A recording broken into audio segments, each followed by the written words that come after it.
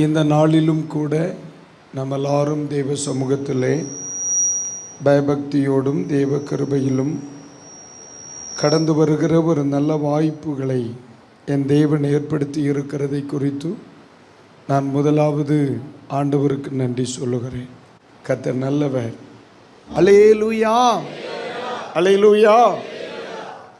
ஆமாம், மறுபடியும் உங்களுக்கு வாழ்த்து சொல்லுகிறேன். யாத்திரையாகமத்தின் புஸ்தகம் 3ஆம் அதிகாரத்தின் 21ஆம் வாக்கியத்தை ஆமேன் ஒன்று சொல்லி அது அங்கனமே ஆகட்டும் என்று சொல்லி தொடர்ந்து செய்திக்காக கடந்து சொல்லுகிறேன். அப்பொழுது இந்த ஜனங்களுக்கு எகிப்தியர்களின் கண்களில் தயவு கிடைக்கும்படி கிடைக்க பண்ணுவேன். நீங்கள் போகும்போது வெறுமையாய் போவதில்லை. இந்த வார்த்தை எல்லாரும் சொல்லுங்க. நீங்கள் போகும்போது வெறுமையாய் போவதில்லை. இது பிரசங்கமெல்லாம் இல்லை, தட் இஸ் கன்க்ளூஷன்.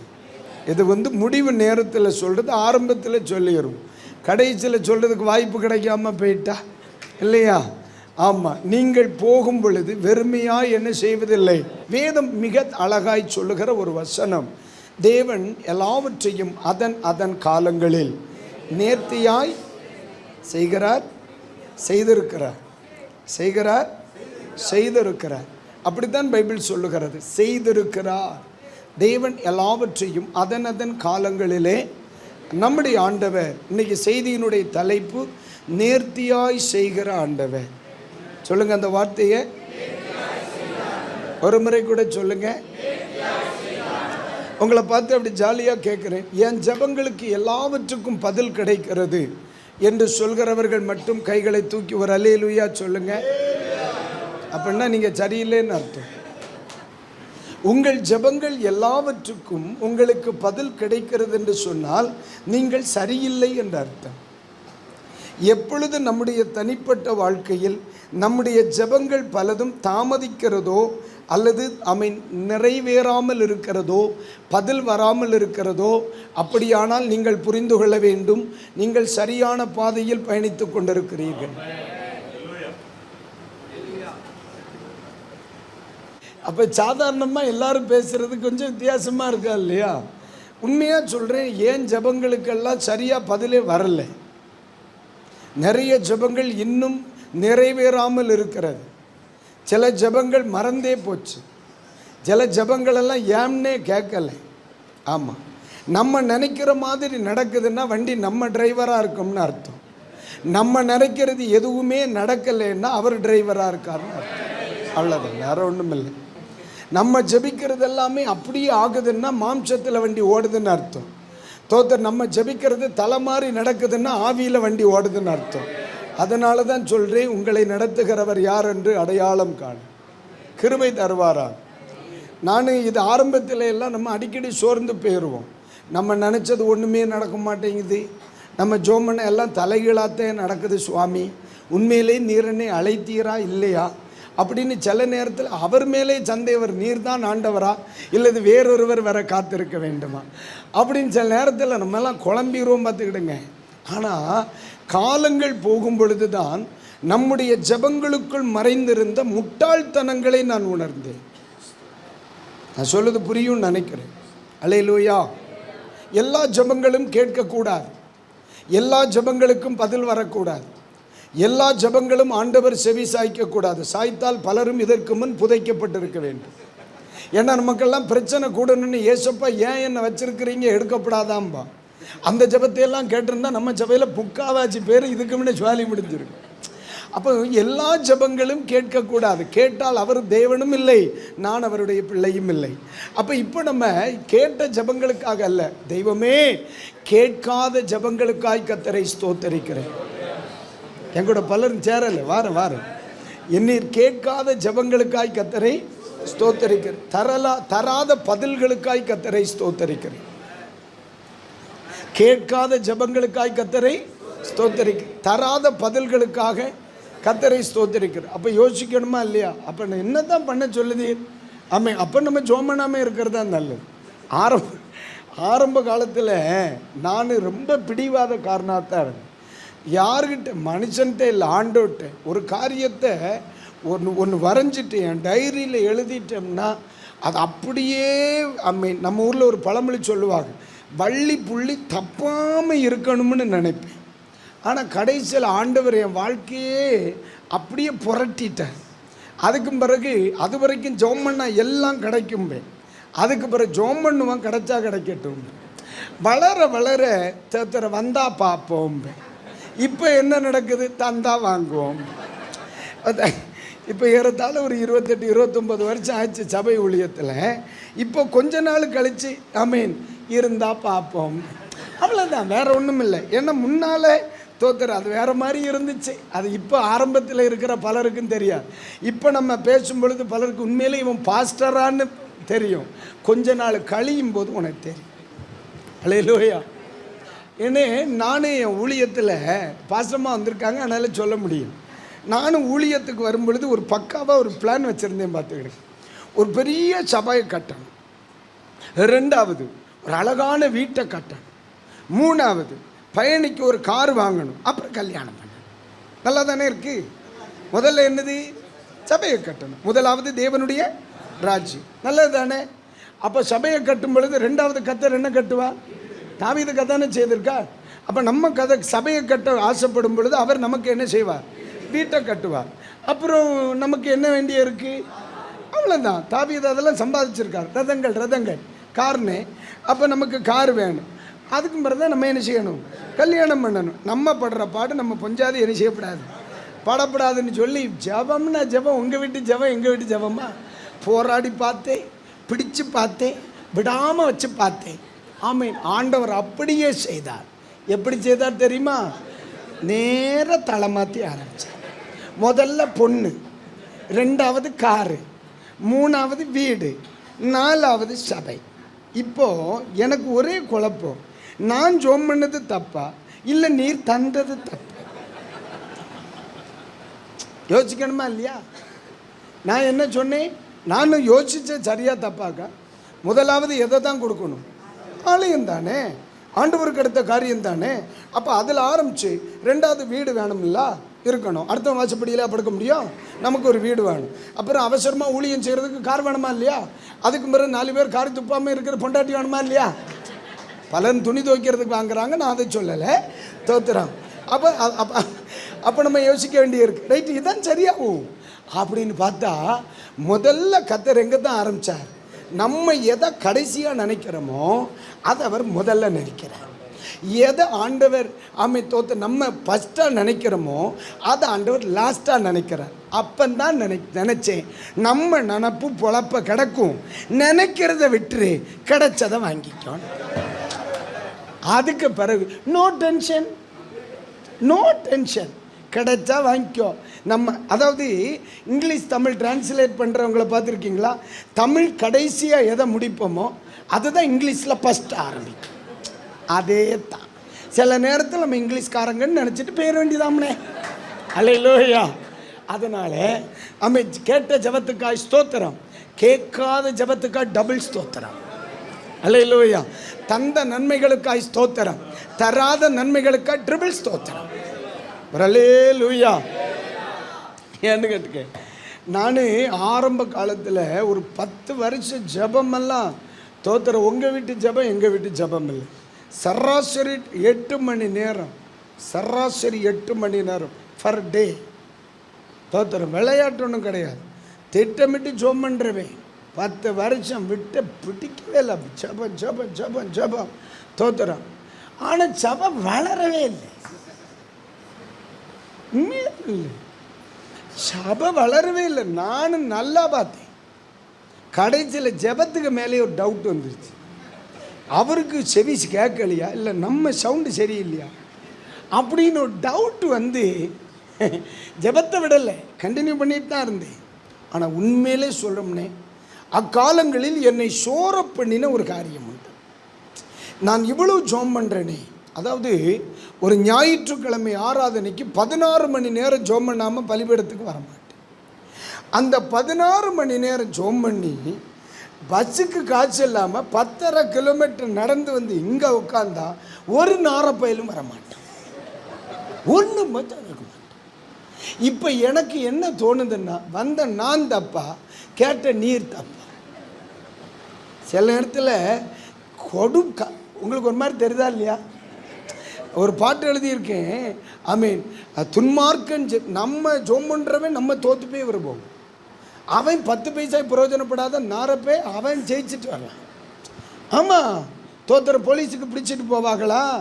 தோத்துற நம்ம தலை குனிஞ்சு நான் இன்னைக்கு கூட்டம் நடத்த மாட்டேன், இவன் வீட்டுக்கு வரமாட்டேன், இந்த ஊருக்கு வரமாட்டேன்னு நான் எழுதிட்டு வருவேன். ஜெபிக்கிற நம்ம, அவன் முழு குடிகாரப்ப, அவன் சைடில் அரசியல் பக்கத்தில் இருக்குது, அதிகாரி பக்கத்தில் இருக்கு, அவன் நினைக்கிறதெல்லாம் என்ன செய்யுது, நடக்குது. கடைசியில் ஒரு நாள் கடுப்பளவு ஒரு பாட்டை எழுதிவிட்டேன்.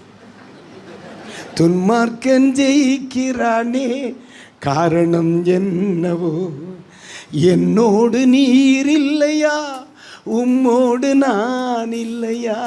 துன்மார்க்கன் ஜெயிக்கிறானே காரணம் என்னவோ, என்னோடு நீர் இல்லையா, உம்மோடு நான் இல்லையா. நன்மை செய்ய முயன்றும் நிந்திக்கப்படுகிறேனே, காரணம் தான் என்னவோ.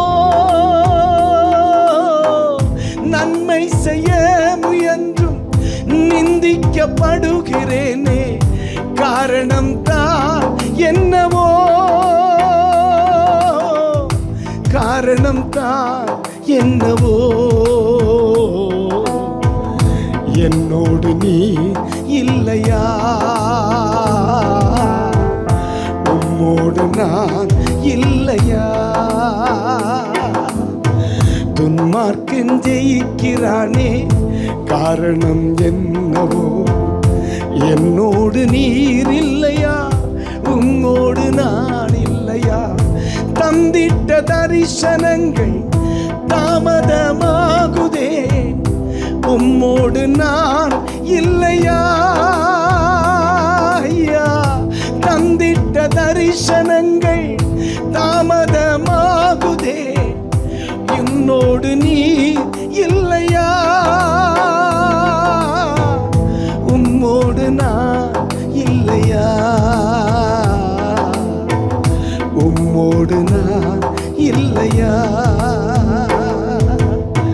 துன்மார்க்கன் ஜெயிக்கிறானே காரணம் என்னவோ, என்னோடு நீர் இல்லையா, உம்மோடு நான் இல்லையா. அல்லேலூயா. இது எழுதினப்போ இனி இந்த ஊழியம் வேண்டாம்னு தண்டாவாளத்தில் போய் சாக இருந்தப்போ பாடின பாட்டு இது. இதுக்கு மேலே வேண்டாம், நீங்கள் பேரப்படாதுல்ல. சரி, கைகளை உயர்த்தி வர. அல்லேலூயா, அல்லேலூயா. கர்த்தருக்கு ஸ்தோத்திரம் உண்டாகும். அப்போ சில நேரங்களில் உண்மையிலேயே கர்த்தர் என் ஜெபத்தை கேட்குறாரா இல்லையா, என் ஊழியத்துக்கு கர்த்தர் என்ன அழைச்சாரா இல்லையா, உண்மையிலேயே நான் ஊழியம்தானா செய்கிறேன் என்று சொல்கிற தடுமாற்றங்களும் கஷ்டங்களும் நமக்கு வருவதுண்டு. ஆனால் இன்னைக்கு சொல்லுவோம் பிரதர், அந்த 10 வருஷங்களில் என் சபை வளராததற்காக நான் கர்த்தரை ஸ்தோத்தரிக்கிறேன். என்ன ஒரு மாதிரி பார்க்குறியா? வளர்ந்துருக்குன்னு வைங்க, என் கையாலே செத்துருப்பானுங்க. ஏன்னா அன்னைக்கு இந்த சபையை நடத்துகிற பக்குவம் எனக்கு பொறுமை கிடையாது. அவ்வளோதான். பிரசங்கம்னு சொன்னாலும் ஏ சார்பில் தான் ஆரம்பிக்கும்.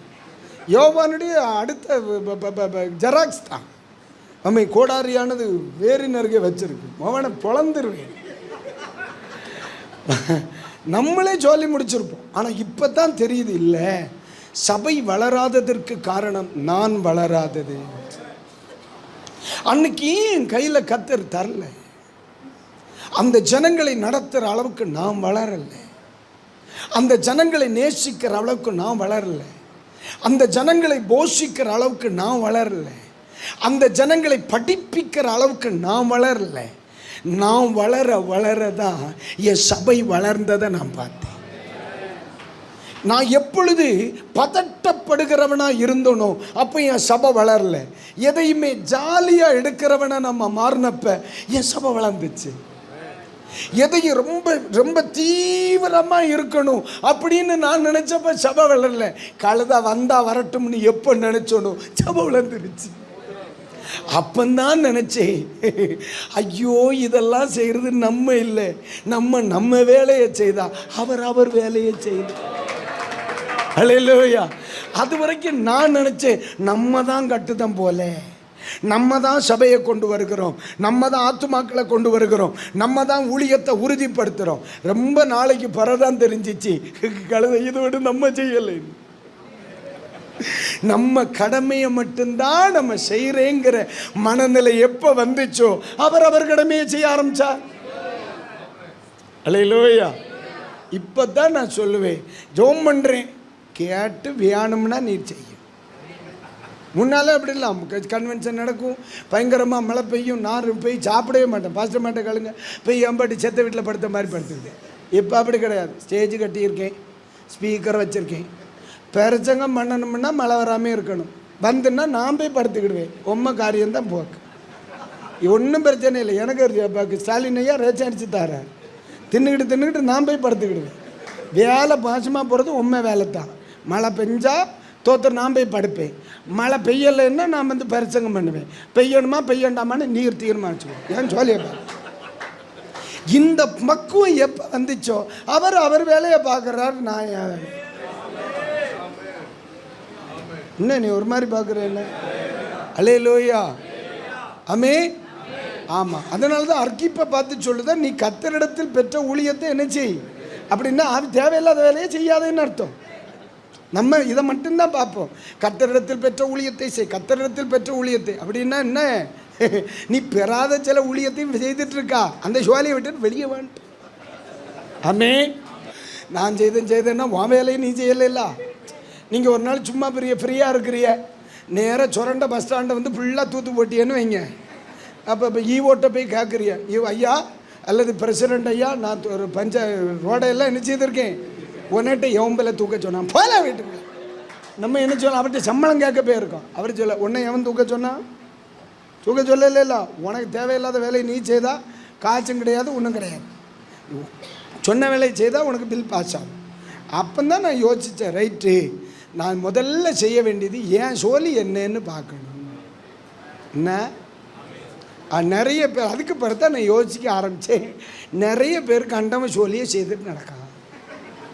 அப்போ நம்ம அதை செய்ய அல்லேலூயா. ஆனால் கர்த்தர் எல்லாவற்றையும் நேர்த்தியாய் செய்கிறார். சொல்லுங்க அந்த வார்த்தையை. உங்களை கர்த்தர் அழைத்தார் என்ற நிச்சயம் உங்களுக்கு இருக்குமா? இருக்கிறதா? Very good. அப்போ பிரச்சனை இருக்கா உங்களுக்கு ஊழியத்தில்?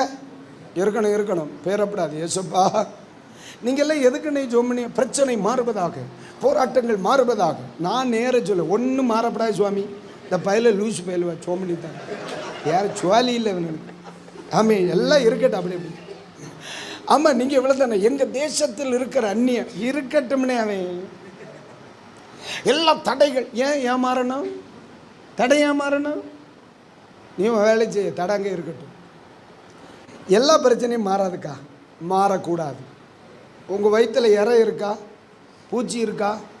உங்கள் வயிற்றுக்குள்ளே பூச்சி இருக்கானே, ஏன் வச்சுருக்கிய? உங்கள் வயிற்றுக்குள்ளே ஏன் கர்த்தர் பூச்சி வச்சுருக்க? அது இல்லைன்னா நீ செத்துருவா. அதனால தான் உன் வயிற்றுக்குள்ளே பூச்சி வச்சுருக்காரு. அதனால தான் சில சபைக்குள்ளே இன்னும் பூச்சி வச்சுருக்காரு, நீ சாவமே இருக்க. சிலர்லாம் எல்லாம் மொத்தமாக மாறணும்னு தான் நீ சோமனிட்டு இருக்கா. மாறப்படாது. கொஞ்சம் பூச்சியெல்லாம் வயிற்றுக்குள்ளே கிடக்கணும். அந்த பூச்சி கடந்தாதான் உன் வயிறு க்ளீன் ஆகும். நம்ம நீ நிறைய படிக்க போகிறோம். என்ன இப்போ தானே அப்போ தானே சொன்னேன் 1:30க்கு 7:30 ஆரம்பிச்சிருக்குன்னு விளையாட்டு சொன்னேன்னியா. சரி, முடிஞ்ச 5 மணி போய் பார்ப்போம். ஒரு அல்லேலூயா. வெற்றி ஆனாலும் சரி, அதுக்கு பின்னால் ஒரு நோக்கம் இருக்குது. தோல்வி ஆனாலும் சரி, அதுக்கு பின்னால் ஒரு நோக்கம் இருக்குது. தடை ஆனாலும் சரி, அதுக்கு பின்னால் ஒரு நோக்கம் இருக்குது. வெற்றி ஆனாலும் சரி, அதுக்கு பின்னால் ஒரு நோக்கம் இருக்குது. பலகீனம் ஆனாலும் சரி, அதுக்கு பின்னால் ஒரு நோக்கம் இருக்குது. தாமதமானாலும் சரி, அதுக்கு பின்னால் ஒரு நோக்கம் இருக்குது. நான் சொல்ல புரியுதாம்மா? தடை செய்கிறான். தேவரீர் சகலத்தையும் செய்ய வல்லவர். இதை நீங்கள் சொல்லுங்க. தடைபடாது. அதை நான் செய்கிறேன் என்றால் தடைபட வாய்ப்பு இருக்கிறது. அதை அவரை செய்ய நான் விட்டுவிட்டால் அது ஒரு காலமும் தடை.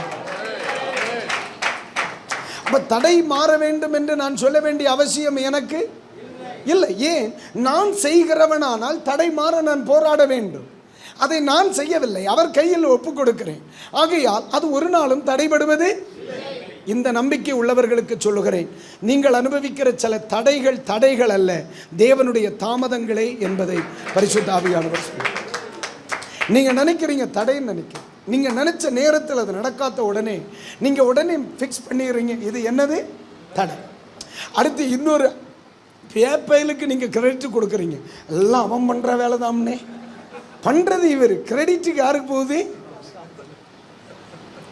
ஆண்டவர் தாமதம் பண்ணுகிறார். ஆனா நம்ம தடை என்று நினைத்து யார் பசம் கொண்டு வர்றார்? இது யாரால தான் வந்துச்சு? பிசாசு தான் பண்றான். ஆண்டவர் சொல்லார், என்னடா நீ பண்றது நானுடா, ஏன்டா அவனுக்கு போய் சர்டிஃபிகேட் கொடுக்குற அப்படின்னு அவர் வேற கடுப்பா இருக்கார். இருந்தாலும் பரவாயில்ல, நம்மளை கொல்லாம போட்டிருக்காரு பத்தியா. அதுதான் நம்முடைய ஆண்டவர் அன்புள்ளவ. தேவனுடைய ஒவ்வொரு செயலுக்கு பின்னாலேயும் தேவனுடைய திட்டங்கள் இருக்கிறதை நான் கண்டேன்.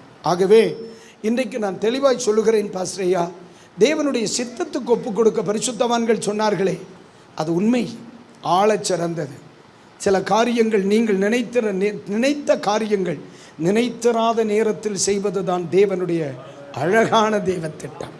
வராமே ஆண்டவருடைய ஒவ்வொரு செயல்களுக்கு பின்னால் இருந்த சில ரகசியங்களை நான் பார்த்தேன்.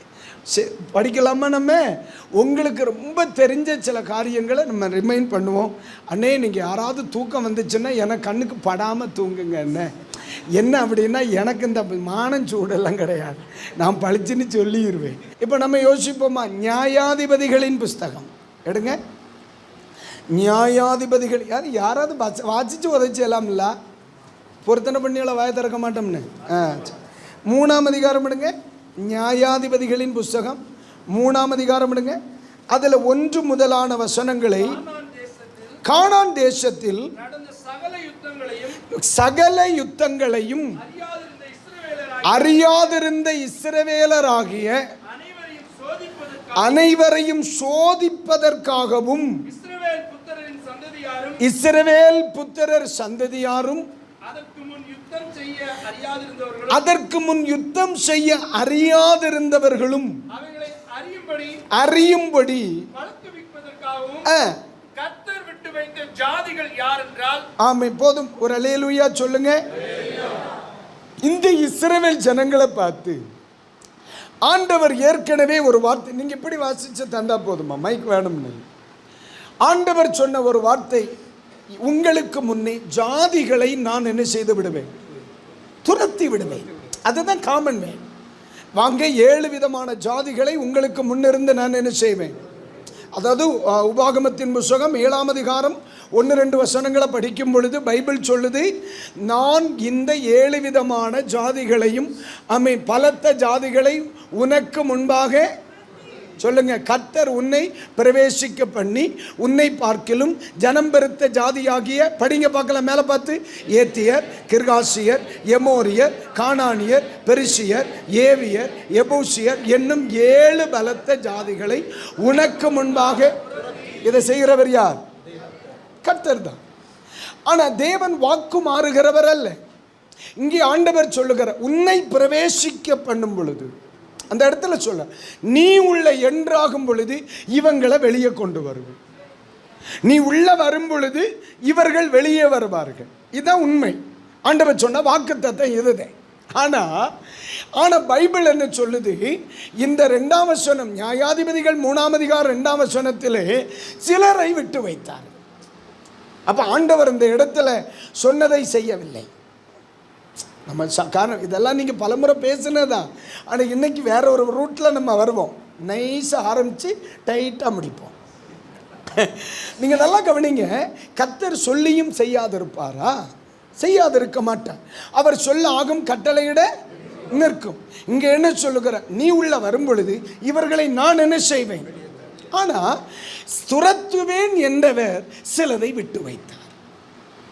துரத்துவேன் என்றவர், அப்போ சில வருடங்களுக்கு முன்னே என் காது கேட்ட தேவ வார்த்தை என் வாழ்க்கையில் பரிபூரணமாய் நிறைவேறவில்லை. சில நாட்களுக்கு முன்னே கர்த்தர் என்னை பார்த்து சொன்னார், நீ இதற்குள் பிரவேசிக்கும் பொழுது சத்துருக்கள் பூரணமா வெளியே போவாக. இது ஆண்டவர் எனக்கு சொன்னார். இப்ப நான் சொல்றேன், கர்த்தர் எனக்கு சொன்ன வார்த்தை பூரணமாக நிறைவேறவில்லை. அல்லேலூயா, அல்லேலூயா, கர்த்தருக்கு ஸ்தோத்திரம் உண்டாகட்டும். அப்ப இந்த இடத்துல ஆண்டவர் ஏன் இப்படி செய்யணும்? ஆண்டவர் ஏன் இதை செய்யாம விடணும்? ஆண்டவர் ஏன் சொன்ன காரியத்தை மாற்றி செய்யணும் அப்படின்னு யோசித்தா, ஆண்டவர் சிலதை செய்யாதிருப்பதற்கு பின்னும் பலன் எனக்கு தான்.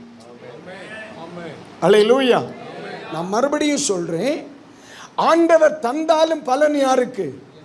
ஓகே. தராம இருந்தாலும் பலன் யாருக்கு? எஸ். துரத்தினாலும் பலன் யாருக்கு? அவ்வளவுதான். துரத்தாமல் போனாலும் பலன் யாரு? அவ்வளவுதான். பைபிள் சொல்லுது, கர்த்தர் எதை செய்தாலும், இன்னைக்கு ராத்திரி சொல்றேன், கர்த்தர் எதை செய்தாலும் நன்மை அனுபவிக்கிறவன் நான் தான். அல்லேலூயா. அதனால எது நடந்தாலும் ஆண்டவருக்கு ஸ்தோத்திரம் சொல்ல. புரியல? அல்லேலூயா, அல்லேலூயா. ஒரு முறை ஒரு ஒரு ஒரு உதாரணத்தை சொல்றேன். ஒரு தம்பி டிப்ளமோ முடிச்சான். டிப்ளமோ முடிச்சுட்டு பிஇ ஜாயின் பண்ணுறான். நல்லா படிக்கிறோம் பையன் பண்ணுறத. பிஇக்கு போன பிறகு இவனுக்கு 13 அரியர். இவனால் எவ்வளவா பிரயாசப்பட்டு பார்த்தான், அந்த பிஇ அவனால் பாஸ் ஆக முடியலை. உபவாசம் பண்ணி பார்த்தாக்க தலைகீழ நின்று பண்ணாங்களான்னு தெரியல. தோத்திர படாத பாடுபட்ட இவன் என்ன செய்யலை, பிஇ பாஸ் ஆக. அப்போ ஆரம்பத்தில் நினைச்சாக தோத்திரம் ஏதோ போராட்டம் போல, நிறைய உபவாச கூட்டத்தில் தனியெல்லாம் இருந்து ஜோம் பண்ணி பார்த்தாக என்னால் என் அறிவுக்கு அவங்க ஜெபம் கேட்ட மாதிரி. ஏன்னா அரியர் மாறலையே, 13 அரியர்னே சூனியம் பண்ண மாதிரி இருந்துச்சு. அதாவது அப்பப்போ எழுதி ஒன்னொன்னாவது பாஸ் ஆகலாம்ல, வரவே இல்லை. ஆனால் உண்மையிலே சொல்லுதேன், ஒரு 3.5-4 வருஷங்கள் கழித்து ஒரு அருமையான வேலை வாய்ப்பு வருது. அருமையான வேலை வாய்ப்பு வருது. அது யாருக்கு வருது தெரியுமா? டிப்ளமோ படித்தவனுக்கு வருது. இவன்கிட்ட என்ன இல்லை, பிஇ சர்டிஃபிகேட் இல்லை, அரியரத்தின. ஆனால் ஏது சர்டிஃபிகேட் இருக்கு, இவன் உள்ள கொடுத்தான். இப்போ கவர்மெண்ட்ல வேலை பார்க்காமனே. இப்போ அவன்கிட்ட சொல்லுங்க அரியரை எழுதுன்னு, சத்தியமான எழுத மாட்டேன். அப்போ ஒரு மனிதனுடைய தோல்விக்கு பின்னால இருக்கிற தேவ திட்டத்தை பாரு. புரியுதா இல்லையா? சில நேரத்தில் சேட்டையை பார்த்துருமா. ஆனால் அந்த 3 வருஷம் இந்த பிஇ படிக்கிறதுக்கு ஃபீஸ் கட்ட பணம் கொடுத்தாரு பாரு, அதுவும் அவர் தான் கொடுத்துருக்காரு. ஃபீஸும் கட்ட வச்சு 3 வருஷம் படிக்க வச்சு ஃபெயிலாகவும் வச்சிருக்காரு பாரு. அதுதான் இவரை புரியவே முடிய மாட்டேங்குது. உங்களுக்கு அவர் நினச்ச ஒரு மாதிரி வருதா இல்லையா? வரும். நின்று தான் நம்ம போகிறோம். வந்துதான் ஆகணும். அல்லேலூயா. எனக்கு நான் கச்சரை புரிகிற அளவிற்கு ஒரு மனிதன் சரியாக அவரை புரிஞ்சுக்கிட்டா பிரச்சனையெல்லாம் அவனுக்கு சப்ப மேட்டடா. ஆண்டவரை ஒரு மனுஷன் புரிய வேண்டிய இடத்துல கரெக்டாக புரிஞ்சுட்டான்னா முன்னால் எமயமேலே இந்த நாள் போல தூர அப்புறம் போயிட்டே இருக்காது. ஏன்னா அந்த தெளிவு தான். அப்போ இங்கே சொல்லப்பட்டிருக்கிறது, அண்ணே உபாகமத்தின் புஸ்தகம் 7ஆம் அதிகாரத்தில் நான் மொத்தமாக என்ன செய்திருவேன், நீ உள்ள வர்றதான் சரிப்பா, உள்ள வரும் பொழுது அமை தோத்திர மொத்தமாக நான் என்ன செய்திருவேன், காலி பண்ணிடுவேன்னு சொல்லிட்டு உள்ள வந்தப்ப சொன்னார், எல்லாம் துரத்த மாட்டேன், கொஞ்சம் கொஞ்சமாக துரத்து. இப்போ நான் இந்த இடத்துல பரிசுத்த ஆவியானவரை பார்த்து கேட்டேன், என்ன இருந்தாலும் நீர் புறப்படும் பொழுது ஒன்றை சொல்லிட்டு சேர்ந்தப்ப இன்னொன்னுலாம் சொல்லியிருக்கு. அப்போ தான் ஆண்டவர் சொன்ன, என்ன செய்ய, ஒன்னால தான் அப்படி சொல்ல வேண்டியதே வந்துச்சு. என்னடான்னு கேட்டேன்னா அப்போ சொன்னான், முதல்லையே கொஞ்சம் கொஞ்சமாக துரத்துவேன்னு சொன்னால் நீ கிளம்ப மாட்டால.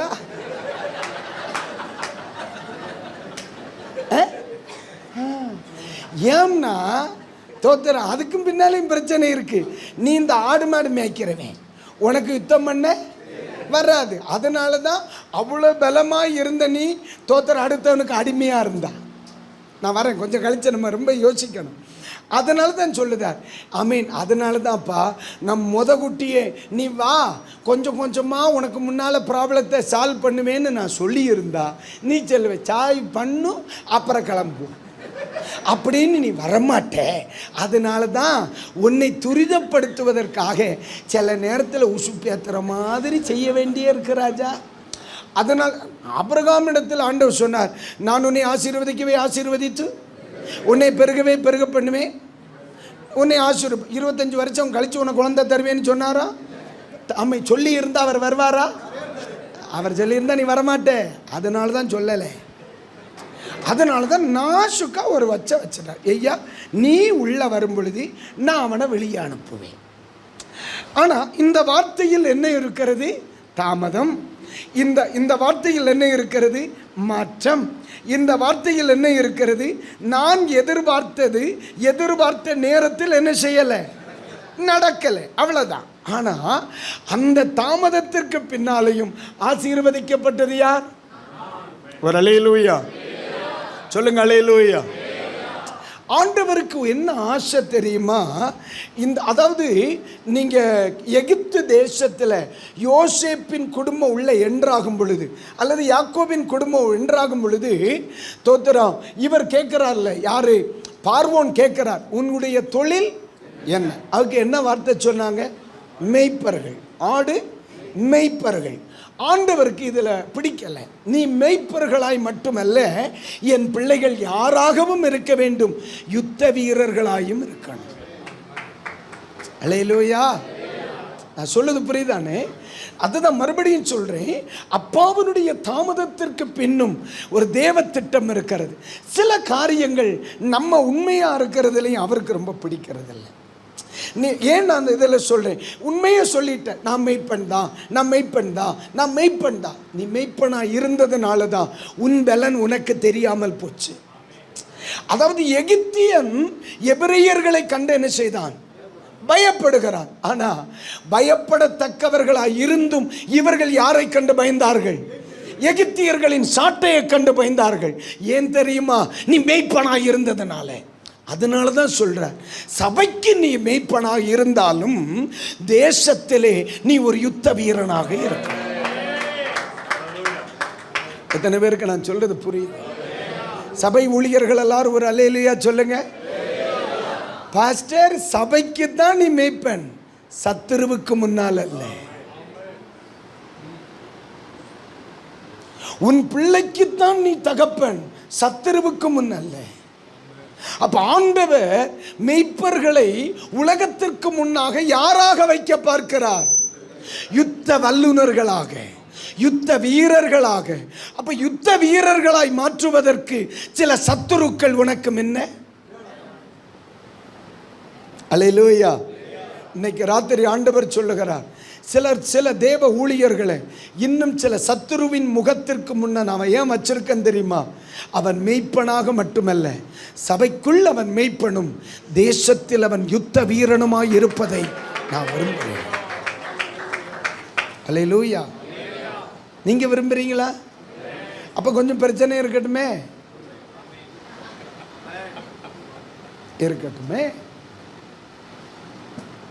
அண்ணே தோத்திரம். நம்ம சாதாரணமாக மந்தையில் என்ன முட்டுற கடாயெல்லாம் கசாப்பு கடைக்கு போயிடும். பால் கொடுக்குற ஆடா பார்த்து நம்ம வச்சுக்குவோம். முட்டுற ஆடு, அப்பா அவனை தூக்கிடுங்க சுவாமி. கசப்பு கடை, ஏசப்பா இவன் பிரசங்கத்தை எதிர்க்கிறான், ஜபத்தை எதிர்க்கிறான், ஊழியத்துக்கு விரோதமாக எழும்பி நிற்கிறான், அது சுருண்ட கொம்புள்ள கடை. ஆண்டவரே அவனை நீர் எடுத்து கசாப்பு கடையில் கோடிட்ட இடத்தை நிரப்புக. அப்போ நம்ம எதை தான் விரும்புவோம்? கிடாவே இல்லாமல். கிடா வேணும் எதுக்கு? பழுகுவதற்காக மட்டும். அப்போ முட்டுற கிடா எனக்கு, குத்துற கிடாவும் எனக்கு, சவுண்டு போடுற கிடாவும், உதைக்கிற கிடாவும் எனக்கு, வேண்டாம். அப்போ இந்த மாதிரி பால் கொடுக்கிற கிடாவே இருந்தா சாகிறது வரைக்கும் நீ மேய்ப்பனாத்தான் இருப்பா. ஒரு யுத்த வீரனா உன்னை இந்த உலகத்திற்கு அடையாளம் காட்ட ஆண்டவருக்கு ஆசை. நீ மேய்ப்பன் மட்டுமல்ல, நீ ஒரு யுத்த வீரனா இருக்க. அல்லேலூயா. எல்லாம் பிளானிங்காக தான் போயிட்டு இருக்கு. எல்லாம் பிளானிங்காக தான் போயிட்டு இருக்கு. நம்ம தான் தப்பாக புரிஞ்சிட்டு அவர் சிலுவையில் சொன்னதெல்லாம் நம்ம வீட்டில் சொல்கிறோம். ஏன் என்னை கைவிட்டீர்? அல்லேலூயா. ஆண்டவர் சொல்லுதார், நான் கைவிட்டிருந்தா நீ இதுக்கு முன்னே காணாம போயிருப்பான். ஏச்சு சிலுவையில் சொன்னதை நீ வீட்டில் சொல்லிட்டு இருக்கான். நான் கைவிடலை, விடாதனால தான் வந்து கல் மாதிரி உக்காந்துருக்கா நீ. அல்லேலூயா. எப்பா உன்னை நான் ஒரு மெய்ப்பனாக பார்க்கணும்னு நினச்சா உன்னை என்னைக்கும் ஆசீர்வச்சிருப்போம்டா. சபைக்குள்ள ஒரு நல்ல மெய்ப்பனும் சத்துருவுக்கு முன்னால ஒரு யுத்த வீரனா நீ நிற்கணும். அல்லேலூயா. அதுக்கு நான் உன்னை ட்ரெயின் பண்ணுறேன். என் ஊழியம் வளரலேன்னு ஏன் அழுகிறேன்? நான் நினைக்கிறபடி ஒரு மாற்றம் வரலேன்னு ஏன் அழுகிறீங்க? அன்னை உங்களை மெய்ப்பர்களாக மட்டும் அப்பா பார்த்துருந்தா இதுக்கு முன்னால உங்க ஊழியத்தில் எவ்வளவு மாற்றங்கள் வந்திருக்கும். சபைக்கு முன்னால மெய்ப்பர்கள், சத்துருக்களுக்கு முன்னால நீங்க யுத்த வீரர்களா இருக்கணும். இல்லைன்னு வைங்க, மந்தை பெருகும் பொழுது சத்துரு பெருகுவான். வெறும் மெய்ப்பர்களா நீங்க இருந்தா உங்களையும் காப்பாத்திக்கிட மாட்டீங்க, உங்க சபையும் காப்பாத்திக்கிட மாட்டீங்க. எத்தனை பேருக்கு நான் சொல்றது புரியுது? அல்லேலூயா. ஒரு சின்ன எக்ஸாம்பிள் சொல்றேன். அம்மா ஒன்று எழும்பியோளா? ஒன்றும் பிரச்சனை இல்லையா? இவங்க வீட்டுக்காரர் வந்திருக்கார்ல, பிரச்சனை இல்லையானே? ஆமே. இவங்க ஒரு விசுவாசி, நிறைய பிரச்சனையில் உள்ள வாராங்க. அண்ணே நீ மெய்ப்பனா மட்டும் இருக்கக்கூடாது, யுத்த வீரனாக இருக்கணும்னு சொல்கிறதுக்கு ஒரு காரணத்தை சொல்கிறேன். அம்மா உள்ள வராங்க. இவர்கள் குடும்பங்களில் பிரச்சனை இருக்குமா இருக்காதா? ஒரு விசுவாசின்னு நினைங்க. இவங்க பின்னால் பிரச்சனை இருக்குமா இல்லையா? இவர்கள் யார் இடத்துல வருகிறாங்க? பாஸ்டர் இடத்துல வருகிறாங்க. இப்போ இவர்களுக்காக போராடுறது யாரு? பாஸ்டர். எதிர்த்து நிற்கிறது யாரு? இப்போ ஒரு எக்ஸாம்பிள் சொல்லுது. சிங்கம் ஆடை என்ன செய்யுது? பிடிக்குது. தாவீது குறுக்கால போறார், ஆடு தப்பிக்குது. யார் சிக்கிக்கிறா? தாவீது சிக்கிக்கிறார். அப்போ இப்போ அம்மாவுக்கு பின்னால் 2 பேய் வருது. அம்மாவுக்கு பின்னால இப்போ எனக்கு முன்னால் என்ன பேய்? ஏற்கனவே என் பின்னாலே கொஞ்சம் பேய் சுத்துது. இப்போ ப்ளஸ் எத்தனை ஆச்சு? இங்கே ஒரு 6 இருக்குன்னு வையானே, இப்போ 2 ஆச்சா? நீ ஏன் தெரியுமா? இங்கே வர வேண்டாம், அங்கே நின்றுக்கா. உன் பேர் என்ன? ஏஞ்சலுக்கு பின்னால் ஒரு 3 பேய் இருக்கு. இந்த 3 பேய் எங்கே வருது? இங்கே தானே வருது. இப்போ 6, 2, 5, 3 எத்தனை ஆச்சு? 8 ஆச்சா? உன் பேர் என்ன? ஜபாவா? ஜபாக்கு கொஞ்சம் வண்ணமாக தான் இருக்கா. ஒரு 5 பேர் இருக்கட்டுமே. அப்போ 8, 5 என்னாச்சு? 13 ஆச்சு. இந்த பாஸ்டர் தாங்குவானா? தாங்க மாட்டான். அதனால தான் ஆண்டவர் சொல்லுகிறார், மெய்ப்பனா இருந்தா இவங்களை சேர்க்க முடியும். ஆனா நீ யுத்த வீரனா இருந்தா மட்டும்தான் இவர்களை காக்க முடியும். மக்களை சொல்ற புரியுதா மக்களே? உன்னை ஏன் பிரச்சனைக்குள்ள நடத்தினார்னு தெரியுமாடா? அவனை ஏன் முன்னாடி இன்னும் சில பிரச்சனையை வச்சிருக்கார் தெரியுமா? நான் சொல்லுது புரியுதா உனக்கு? உன் ஆண்டவர் மறந்ததுனால இல்லடா. ஆண்டவர் உன்னை நினைச்சபடி உனக்கு எல்லாம் கரெக்டா கிடைச்சிருக்கும்னா இதுக்கு முன்னால நீ தோத்துருப்படி தட்டம் தெரியாம போயிருக்கும் ஊழியம். எத்தனை பேருக்கு நான் சொல்றது புரியுது? நான் சொல்ல புரியுதா? நம்ம நினைக்கிற மாதிரி நம்ம ஊழியம் வளரலன்னு ஆண்டவர் சொல்லுகிறார். வளரக்கூடாது. உன் முன்னாடி நான் சத்துருவ வச்சே தீருவேன். ஏன் தெரியுமா? நீ வெறும் மெய்ப்பனா இருந்தா மந்தைய சேர்ப்ப. ஆனா ஒரு யுத்த வீரனாய் இருந்தா மந்தைய காப்ப. நீ ஒரு யுத்த வீரனாய் மாறணும்னா என் முன்னால யார் வேணும்? பிரச்சனை, எதிராளி, எதிர்க்கிறவே. அப்ப இப்ப சொல்லுங்க, துரத்தப்படாத ஜாதிகளுக்காய் கர்த்தரை ஸ்தோத்தரிக்கிறேன். அல்லேலூயா. அதுதான் நீங்க நினைக்கிறீங்க. கர்த்தர் என்னை கைவிட்டாரா? ஆண்டவர் என்ன மறந்துட்டாரா? பின்ன ஏன் இந்த பிரச்சனை? ஆண்டவர் என்ன நினைக்கலையா? ஆண்டவர் என்ன? இல்லப்பா. அவருக்கு தேவை ஒரு மெய்ப்பன் அல்ல. அவருக்கு தேவை வெறும் மெய்ப்பன் அல்ல. அவரே கையில அவரே தான் 2 விதத்தில் தானே இருக்கிறார். மெய்ப்பனுடைய கோல், யுத்த வீரனுடைய தடி. அவரே இந்த ரெண்டும் கொண்டுதான் இருக்கார். நீ மட்டும் வெறும் கோலை கொண்டு நடக்கலாம்னு நினைக்கிறியா? நோ, அவர் கையில என்ன இருக்குதோ அது உன் கையில இருக்கணும். சங்கீதக்காரர் என்ன சொல்? உம்முடைய கோலும் உம்முடைய கோலும் உம்முடைய தடியும். கோல் யாருடையது? சரி, தடி யாருடையது? யுத்த வீரனுடையது. யுத்த வீரனுடையது. மனிதனை எதிரியை எதிர்ப்பதற்கு தடி. ஆமென். மந்தையை மேய்ப்பதற்கு கோல். ஆண்டவர் ஒரே இடத்திலே, ஆமென், எந்த இடத்திலே மெய்ப்பனாகவும் இருக்கிறார், ஒரு யுத்த வீரனாயும் இருக்கிறார். அப்ப நீங்க மட்டும் வெறும் மெய்ப்பனா இருக்க விரும்புறிய? அல்லேலூயா. நோ, அவர் விரும்புகிற அளவுக்கு நீங்க உருவாக்கப்படுகிறது வரைக்கும் சில ஆட்கள் உங்க முன்னால, அல்லேலூயா, பிரச்சனை. நீங்க அவர் விரும்புகிறபடி உருவாக உருவாக உருவாக யுத்த வீரர்களாய் மாற மாற மாற மாற ஆண்டவர் கொஞ்சம் கொஞ்சமாய் கொஞ்சம் கொஞ்சமாய் கொஞ்சம் கொஞ்சமாய் துரத்திக்கிட்டே இருப்பார், துரத்திக்கிட்டே இருப்பார். அல்லேலூயா, அல்லேலூயா. அப்ப இங்க ஒரு வார்த்தை வருகிறது, அம்மை ஸ்தோத்திரம், பழக்குவிக்கப்படுவதற்கு. என்ன? ஒரு முறை கூட சொல்லுங்க. இப்ப இன்னைக்கு அநேகர் எதுல தான் இருக்கிறாங்க? Training period. எதுல? ஆனா உண்மையை சொல்லட்டானே, மறிக்கிறது வரைக்கும் இது இருக்கும். பரவாயில்லையா? அப்ப ஒரு அல்லேலூயா சொல்லு. ஃபர்ஸ்ட் 10 இயர்ஸ் ஆயிடுச்சு, அது முடியுமா? வாய்ப்பே இல்லை. அம்மை தோத்திரம் 2 வருஷம் CTH, 3 வருஷம் DTH, 4 வருஷம் BTH, அதெல்லாம் இயர் வச்சு முடிஞ்சிடும். ஆனால் இந்த ட்ரைனிங் மூக்கில் பஞ்சு வைக்கிறது வரைக்கும். அல்லேலூயா. கடைசி கிராஜுவேஷன் அங்கே தான் நடக்கும். அது வரைக்கும் வகுப்பு தான். அல்லேலூயா. நம்ம நினைப்போம், அதாவது நான் ஒரு வாட்டி ஊழியத்தில் ரொம்ப பிரச்சனை.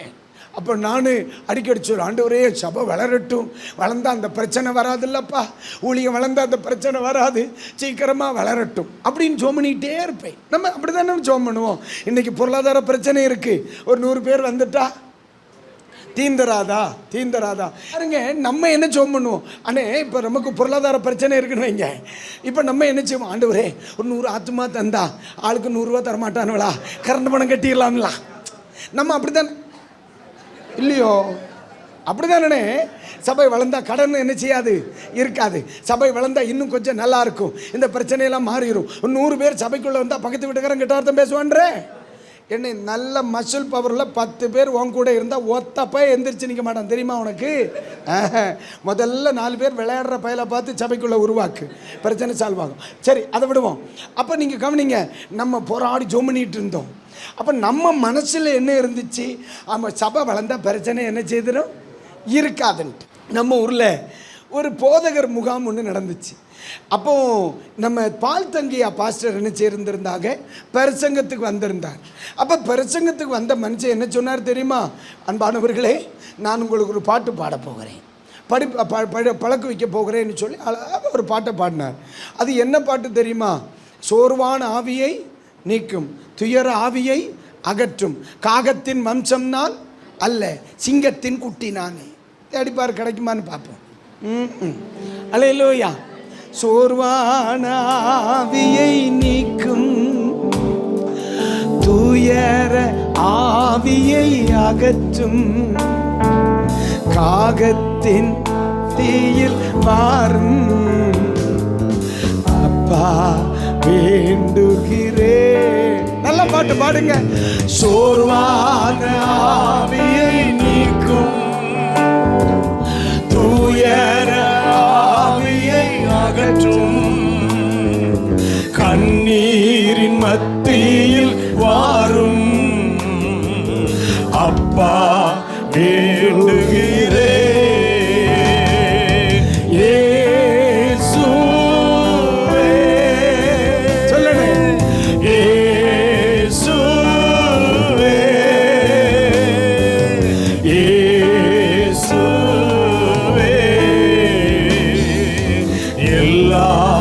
எனக்கு நீரே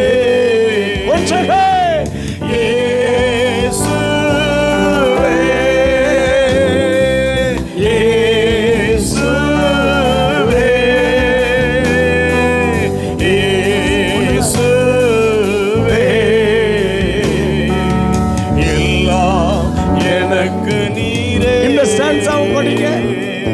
காத்திருந்து பலன் பெறுவே, கழுகு போல பரப்பே, காகத்தின் வம்சம் நான் அல்ல, சிங்கத்தின் குட்டி நானே. ஒரு முறை கூட ஊழிய பாதையில் எனக்கு விசுவாசிகளாலே நெருக்கம், ஏன் இந்த ஊழியம் எனக்கு உமக்காகத்தானே ஐயா. ஒரு முறை கூட ஊழிய பாதையில் துன்பம். அடுத்து படிங்க. விசுவாசிகளாலே நெருக்கம், ஏன் இந்த ஊழியம், ஏன் இந்த ஊழியம் ஐயா, உமக்காகத்தானே ஐயா. அரே, என் வாழ்க்கையை மாற்றி அமைச்ச ஒரு பாட்டுது. நானே அவர் அங்கே பாடிட்டு இருக்கிறார், நான் மிக்சர் ஆப்ரேட் பண்ணிட்டு இருக்கேன். நம்ம பிரச்சனை என்ன, இவர் வருவார், 6000 விசுவாசிகள் அன்னைக்கு அவர் சபையில் எல்லாரையும் தொட்டு ஆசீர்வதிப்பார். அவர் சபையை மாதிரி நம்ம சபையை என்ன செய்திரும் அப்படின்னு. அப்போ இன்னைக்கு இருக்கிற பிரச்சனை, எனக்கு பிரச்சனை இருக்காது, கண்ணீர் இருக்காது, கவலை இருக்காது, பாடுகள் இருக்காது, பண பிரச்சனை இருக்காது. அப்பா எப்படியாவது இவர்கிட்ட இருக்கிற ஆத்துமாக்களை கொஞ்சம் இங்கே தள்ளி இருங்க அப்படின்னு நம்ம நினச்சிட்டு இருந்தா, அவர் எழும்பி நின்று பாடுகார், ஊழிய பாதையிலே சுவாலி முடிஞ்சு. விசுவாசிகள் எத்தனை? நான் இல்லாத விசுவாசி இல்லாதது தான் எனக்கு பிரச்சனைன்னு நான் நினைச்சேன். 6000 விசுவாசி வச்சிருக்கிறோம், பாடிட்டு நடக்கிறான் விசுவாசிகளாலே. இதுக்கு பேசாம நான் பாடுற கண்டிஷன்லாம் உள்ள இல்லை. அப்போ நான் நினைச்சேன், உம்மை விட நான் எவ்வளவோ பரவாயில்ல. 6000 வச்சிருக்கிறோம், பாட்டு எழுதுறாம்னே, எனக்கு நெருக்கம்னு. ஆனால் நான் சும்மா எல்லாம் இருக்கேன், அப்போ அவரை விட நான் பரவாயில்ல அன்னைக்கு நினைச்சேன். சபை வளர வளர எதுவும் சேர்ந்துதான் வளருது. அதனால தயவு செய்து சொல்றேன், மண்டைய பார்த்தீங்களா, இதுக்கு என்னடா பண்றது, இப்படியே சொரிஞ்சு அந்த ஏரியா மட்டும் போயிட்டு. அதுதான் ஊழியம் வளர வளர பிரச்சனை வளரும். ஆமே. அப்போ எது வரைக்கும் பிரச்சனை? தரிசனம் இருக்கிறது வரைக்கும். ஆமா, தம்பி அழகா சொன்ன பாஸ்டர், அல்லேலூயா. ஏன் அதை வச்சிருக்கிறார் தெரியுமா? என் அன்பு பிள்ளைகளை குறித்து அப்பாவுக்கு விருப்பம். பிள்ளையே, சபைக்குள் நீ மெய்ப்பன், தேசத்தில் நீ ஒரு யுத்த வீரனாயிருக்க. அல்லேலூயா. அப்போ நான் பழக்குவிக்கப்படுகிறேன். சோதனைகள் என்னை பழக்குவிக்கிறது, பாடுகள் என்னை பழக்குவிக்கிறது, நெருக்கங்கள் என்னை பழக்குவிக்கிறது, அவமானங்கள் என்னை பழக்குவிக்கிறது, இல்லாய்மைகள் என்னை பழக்குவிக்கிறது. இந்த பழக்குவித்தலுக்கு பின்னு எனக்கு தோல்வி இல்லை, அதுவும் எனக்கு பயனே. அல்லேலூயா. ஐயா, ஒரு காலத்தில் நான் அனுபவிச்ச நெருக்கம் தான் பாஸ்டர்யா இன்னைக்கு ராத்திரியில் உங்க முன்னாடி இங்க நிறுத்தி வச்சிருக்கேன். அல்லேலூயா. நான் பழக்குவிக்கப்படுகிறேன். ஆண்டவருக்கு தேவை நான் ஒரு போதகனாய் அல்ல, ஆண்டவருக்கு தேவை நான் ஒரு கிருபை உள்ளவனாய் மட்டுமல்ல, ஆண்டவருக்கு தேவை வரங்கள் உள்ள ஒருவனைத்தனாய் மட்டுமல்ல, ஆண்டவருக்கு தேவை அமை தாவீதை போல அநேகர் பயந்து நிற்கும் பொழுது பாளையத்திற்குள்ளே பாய்ந்து செல்லுகிற ஒரு யுத்த வீரன் கர்த்தருக்கு தேவை. அதனால தான் ஆண்டவர் சொல்லுகிறார், உன்னை நான் மெய்ப்பனாக வைக்கவில்லை, ஒரு யுத்த வீரனாக பார்க்கிறேன். அல்லேலூயா. மந்தைக்கு நான் மேய்ப்பன், ஆனால் சத்துருவுக்கு நான். அல்லேலூயா. தேசத்தில் நான் யுத்த வீரனாக இல்லை என்றால் எனக்கு தந்த மந்தையை என்னால் கரை சேர்க்க முடியாது. அப்ப இன்னைக்கு ராத்திரியில் ஆண்டவர் சொல்லுகிறார், இந்த தேசத்திலே நான் சிலரை எழுப்ப போகிறேன், மெய்ப்பர்களாய் அல்ல. அல்லேலூயா. மெய்ப்பர்களாய் அல்ல, யுத்த வீரர்களாய். ரீபா ஷாக்கா தரபாலத்துன். இன்னைக்கு ராத்திரி ஒன்று சொல்கிறேன்ப்பா, சில ஊழியர்களை ஒரு எல்லையை விட்டு அடுத்த நிலைக்கு நேராய், சில பிரச்சனைகளை விட்டு அடுத்த நிலைக்கு நேராய் இன்னைக்கு ராத்திரி கர்த்தர் கொண்டு வருகிறார். சிலர் மேல ஒரு தேவனுடைய கரம் இன்றைக்கு விசேஷமாய் வைக்கப்படுகிறது. கைகளை தட்டி ஆவியானவர்களை நடத்தினார். ஒரு கணம் அந்நிய பாஷையில ஜெபம் பண்ணுங்க. பயந்து மறைவிடத்தில் ஒதுங்குகிற ஒருவனா இல்லவனே. ஆமென். உன் மந்தையை காக்கிற ஒரு மகிமை பொருந்த யுத்த வீரனாகத்தான் கர்த்தரை தேடிக்கொண்டிருக்கிறார். அதனாலதான் ஆண்டவர் எப்பொழுதுமே பக்தி உள்ளவர்களை தனக்கா தெரிந்து கொள்வார். அந்த பக்தி உள்ளவனுக்குத்தான் பக்தி வைராக்கியம் இருக்கும். ஆண்டவருக்கு வைராக்கியம் இல்லாதவன் வேண்டாம். அவனால கூட்டி சேர்க்க முடியும், பாதுகாக்க முடியாது. ஆண்டவர் அதனாலதான் பக்தி உள்ளவர்களை, ஏன் தேவ மனுஷனாகிய பவுலை விட எவ்வளவு பக்தியானவங்க அங்க உள்ள இருந்தாங்க. எல்லாருக்குள்ளேயும் பக்தி இருந்துச்சு. பட் இந்த மனுஷனுக்குள்ள பக்தி வைராக்கியம் இருந்துச்சு. பக்தி உள்ளவன் சபையை கூட்டுவான், வைராக்கியம் உள்ளவன் சபையை நிறுத்துவான், பாதுகாப்பான். அப்ப அதனால தான் கர்த்தர் சில நேரங்களில் யாருக்கும் வேண்டாதவர்களை கர்த்தர் ஊழியத்திற்கு அழைப்பார். நீங்க கவனிச்சிருக்கீங்களா? கேரக்டர் பேசிஸ்ல முரட்டாட்டம் உள்ள பலரையும் ஆண்டவர் ஊழியத்தின் எல்லைக்குள்ள கொண்டு வருவார். நான் பிடிச்சதான் சரிம்பான், சாதிக்கிறவனை கர்த்தர் உள்ள கொண்டு வருவார். ஏன் தெரியுமா? அவனுக்கிட்ட சத்தியம் சொன்னா தான் கடைசி வரைக்கும் அவன் கரெக்டாக அனுப்பான். யோசிச்சு பார்த்துருக்கல, என்னையெல்லாம் ஏன் ஆண்டவரை ஊழியத்திற்கு அழைத்தீர் அப்படின்னு யோசிச்சிருக்கியானே. ஆண்டவருக்கு தேவை வெறும் மெய்ப்பர்கள் அல்ல. அமை தோத்திரம், வெறும் மெய்ப்பர்கள் பால் கறந்து வித்துட்டு அம்பாட்டுக்கு தின்னுக்கிட்டு தூங்கிடுவான். ஆண்டவருக்கு பகல்ல மேய்க்கணும், ராத்திரி காக்கணும். பகல்ல மேய்க்கணும், ராத்திரி காக்கணும். அப்ப இன்னைக்கு ராத்திரி கர்த்தர் யாரை தேடுகிறார்? நான் யாராகணுமா? அல்லேலூயா. நீங்க யாரா இருக்கணும்? நீ மெய்ப்பர்கள் வேண்டாம். மெய்ப்பர்களை எப்பவும் உருவாக்கலாம். ஆனா யுத்த வீரர்களை அந்தந்த வயதுல தான் ஊத்தாகும். இந்த இடத்துல ஒரு வார்த்தை வருதில்லை, இஸ்ரவேல் புத்திரரில் சந்ததி என்பது இளம் தலைமுறை, ஆரம்ப காலம், ஊழியத்தின் ஆரம்ப காலம். அதை தான் பழக்குவிக்கிறது. என்னைக்கும் மெய்ப்பனா என்னைக்கும் மாற்றலாம். 60 வயசுல ஊழியத்துக்கு வந்தாலும் மெய்ப்பலாகலாம். ஆனால் வர வேண்டிய காலத்தில் வந்தால் மட்டும்தான் யுத்த வீரனாக முடியும். அதனால தான் கர்த்தர் சிலரை மட்டும் பர்டிகுலர் டைமில் கரெக்டாக உள்ள கொண்டு வருவார். கரெக்டாக உள்ள கொண்டு வருவார். இன்னைக்கு ராத்திரி பரிசுத்த ஆவியானவர் சொல்லுகிறார், சில யுத்த வீரர்களை ஆயுதம் அணிவிக்கிற ஒரு ராத்திரி. ரெண்டாவது பாதுகாப்பு. யாத்திரை ஆகமத்தின் புத்தகம் உங்களுக்கு தெரிஞ்சதான் சொல்கிறேன். 23ஆம் அதிகாரம் 28, 29, 30 வசனங்கள். உன் முகத்துக்கு முன் நின்று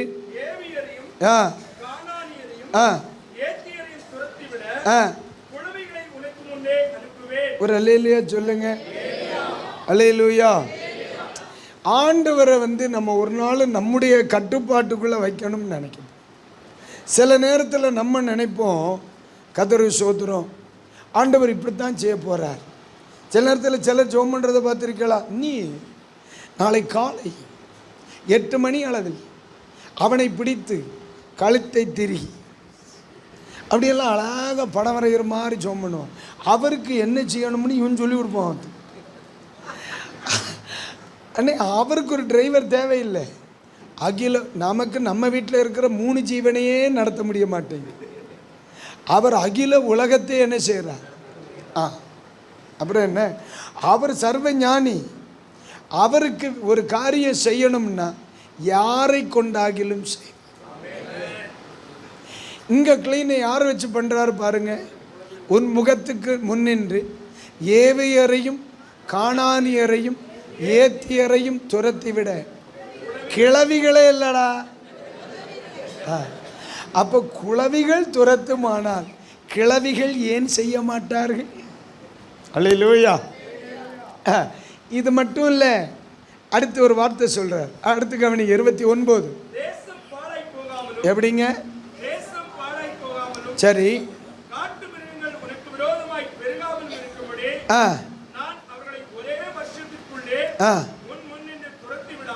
அவ்வளவுதான். இங்க என்ன சொல்லுதார்? ஐயா, நீ நினைக்கிற குளவிகளை அனுப்பி துரத்துவேன். அப்போ நமக்கு இந்த வருஷம் வாக்குத்தனை, இதோ நான் உன்னோட கூட இருந்து நான் செய்யும் காரியம். இது எந்த வருஷம் உள்ளது? 2025 தானே. அதனால தான் நம்ம நாசமாக போகிறோம். நம்ம நினைக்கிற இந்த வருஷத்தில், இந்த வருஷம் முதல் ஆண்டவர் என்ன சொல்லுகிறார்னா, கர்த்தர் என்ன சொல்லுகிறார்னா, நான் துரத்துவேன், துரத்தி விடுவேன். ஆனால் பைபிள் சொல்லுது ஒரே வருஷத்தில் அல்ல. ஒரு இட்டு வச்சு தானே விடுறார். நான் துரத்துவேன், பட் ஒரே வருஷத்தில் அல்ல. அப்போ ஏன் ஆண்டவர் அதை செய்யணும் அப்படின்னு சொன்னால், தொடர்ந்து படிங்க பார்க்கலாம். எப்படிங்க? நீ விருத்தி அடைந்து அவ்வளோதான். நீ எவ்வளோ தூரம் விருத்தி அடைகிறாயோ அவ்வளோ தூரத்திற்கு அவங்க கிளம்புவார். ராமேன்னு சொல்லுங்க. உன்னுடைய வளர்ச்சி தான் சத்துருவின் குறுகுதலுக்கு காரணமாகும். 80% நீங்க இருந்தா 20% அவன் இருப்பான். 70% நீங்க இருந்தா 30% அவன் இருப்பான். புரியுதா இல்லையா? 20% நீங்க இருந்தா 80% அவன். அது உங்களுக்கு தெரியாம இருக்கிறது இல்லை, ஆண்டவருக்கு தெரியாம இருக்கிறது இல்லை. ஆண்டவர் தான் அவனை வைப்பார். ஏன்னு கேட்கலங்க. ஏன்னா அந்த தேசம் முழுவதும் காடு. காடு முழுவதும் எப்படி இருக்கு? காட்டு மிருகங்களால் நிறைஞ்சிருக்கு. நீ உனக்கு என்ன வேலை? இஸ்ரவேல் ஜனங்களுக்கு என்ன வேலை? மெய்ப்பர்கள். மெய்ப்பர்கள் தானே. தொடர்ந்து படிங்க.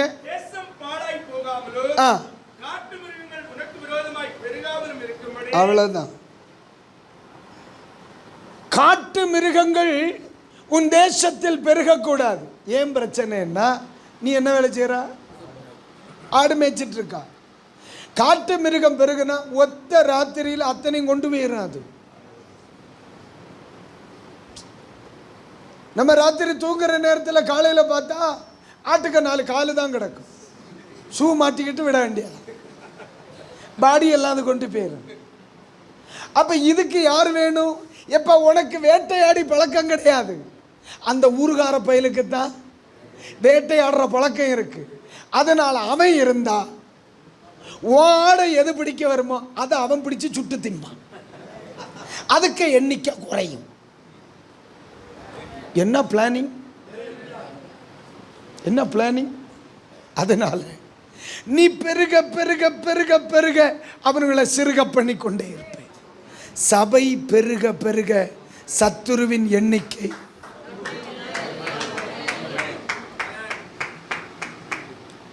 அதுதான் ஆண்டவர் சொன்னார். சத்துரு அழியட்டும், சத்துரு அழியட்டும், அவன் இருக்கட்டும். நம் பெருக பெருக கர்த்தர் அவனை அழித்து விடுவார். நீங்க 20% இருக்கிறவங்க 70 ஆகுங்க, 80 ஆகட்டும். இப்ப நம்ம பெருகுவதற்கு திட்டமிடுவோம். சொல்லுங்க, பெருகுவதற்கு, துரத்துவதற்கு திட்டமிடாதீங்க. நம்ம பண்ற பிரச்சனையை துரத்துறதுக்கு பிளான் பண்றது எப்ப? அது அவர் வேலை. நீ பெருக பிளான் பண்ணு. நீ பெருக பெருக அவ துரத்த பிளான் பண்ணுவா. ஐயா, துரத்துறது உன் வேலை இல்லை, அது கிளவி கொலவி வேலை. ஆனா என்ன நடக்கு? கொலவி செய்ய வேண்டியதை பாஸ்டர் செய்யறான். புரியுதானே? என்ன உன் வேலையை மட்டும் செய்யணும். நீ பெருக பிளான் பண்ணனே, தோத்துற. அவர் துரத்த பிளான் பண்ணுவார். அல்லேலூயா. உள்ள நேரம் பூரா நம்ம துரத்துறதுக்கு பிளான் பண்ணிட்டு இருக்கனால தான் பெருகாம கிடக்கு. பெருகிறது ஏன் வேலை, துரத்துறது குழவி வேலை. என்ன வேலை? அது கட்டும். அது இப்போ சொல்லுது, நாசமா போனவன் என் வேலையும் சேர்த்து செய்கிறான், எனக்கு இப்போ போர் அடிக்குதுன்னு குழவி சொல்லிட்டு. என்ன பிள்ளைகள் நீங்க? அல்லேலூயா. அப்போ என்னுடைய பிளானிங் எதுக்காக மாறணும்? சபை வளர்ச்சி கருத்தரங்குகளை நடத்துங்க பாஸ்டர். அல்லேலூயா. இயேசுவின் நாமத்தில் உங்களை வாழ்த்துறேன். ஃபேமிலி கேம்ப் மாதிரி சர்ச் growth செமினார்ஸ் நடத்துங்க பாஸ்டர். சபைகள் வளரும். ஒரு 2 நாளைக்கு போன வெள்ளிக்கிழமை ராத்திரி பாஸ்டர் வீட்டில் சாப்பிட்டுட்டு இருந்தேன். தோத்திரம் பாஸ்டர் வீட்டில் சாப்பிட்டுட்டு இருந்தேன். கன்வென்ஷன் முடிச்சுட்டு, அந்த ஊருக்கு பேர் எனக்கு வராது, அச்சம்பட்டியில் மீட்டிங் முடிச்சுட்டு பாஸ்டர் வீட்டில் சாப்பிட்டு இருக்கும் பொழுது பாஸ்டர் சொன்னார், நம்ம மாவட்டத்தில் பெரிய சபை என்று சொல்லுகிற ஒரு சில சபைகள்னு சொன்னார். தோத்திரம் அது என் கணக்கில் சின்ன சபைன்னு கூட சொல்லப்படாது. அப்போ தான் நான் யோசித்தேன், ஆண்டவரே இந்த நிலைமை மாறணும். அன்றைக்கி பாஸ்டர்கிட்ட நான் பேசிட்டு வந்துட்டேன். இரவில் போய் ஜெபம் பண்ண இருந்தேன். ஆண்டவரே, நான் ஒரு சில சபைகளை பார்த்துருக்கேன், அதெல்லாம் சின்ன சின்ன குட்டி குட்டி சபைகளாக இருக்குது. பாஸ்டரையா சொல்லி வருத்தப்பட்டார், இந்த சபைகள் தான் பாஸ்டர் பெரிய சபையாக இருக்குது, வளர்ந்த சபைகள் எங்களுக்கு இல்லை. அன்னைக்கு ராத்திரி ஆண்டவருடைய சமூகத்தில் அழுதே, ஆண்டவரே கண்டிப்பாக தோத்திர மகிமையான சபைகள் எங்கள் மாவட்டத்தில் எழும்பணும். நான் ஆண்டவர்கிட்ட சொல்லியிருக்கேன், அந்த சபைகளில் நான் சாகிறதுக்கு முன்னால் பேசணும் ஆண்டவரே. அல்லேலூயா. நான் ஜெபம் பண்ணேன் கடந்த வெள்ளிக்கிழமை ராத்திரி, என்னுடைய ஜெபம் அதுதான். ஆனால் இன்னைக்கு ராத்திரி சொல்கிறேன், ஆண்டவர் சொல்ல, துரத்துறதுக்கு நீ பிளான் பண்ணுறாது, பெருகிறதுக்கு நீ பிளான் பண்ணு. நீங்கள் பெருக பெருக நான் கிளியர் பண்ணிடுவேன்றார். சத்துருவை நான் பார்த்துக்குவேன்ப்பா, சத்துருவை நான் பார்த்துக்குவேன்ப்பா, எதிரியை நான் பார்த்துக்குவேன்ப்பா. அது குளவியோட வேலை. ஒன் டைம் அதுகிட்ட பண்ணாத. நீ சபை வளர்ச்சிக்கா திட்டமிடு. நீ என்ன செய்யலாம், உன் விசுவாசிகளை எப்படி பெருக பண்ணலாம், உன் விசுவாசிகளை எப்படி ஜெபிக்க வைக்கலாம், உன் விசுவாசிகளை எப்படி ஆத்ம பாதயம் செய்ய வைக்கலாம், உன் பிள்ளைகளை ஊழியத்தில் எப்படி பெருக பண்ணலாம், நீ அதுக்கு பிளான் பண்ணு, நான் கிளியர் பண்ண தருவேன். நீ செயல்பட செயல்பட ஊரை நான் பார்த்துக்கிறேன்ட்டார்.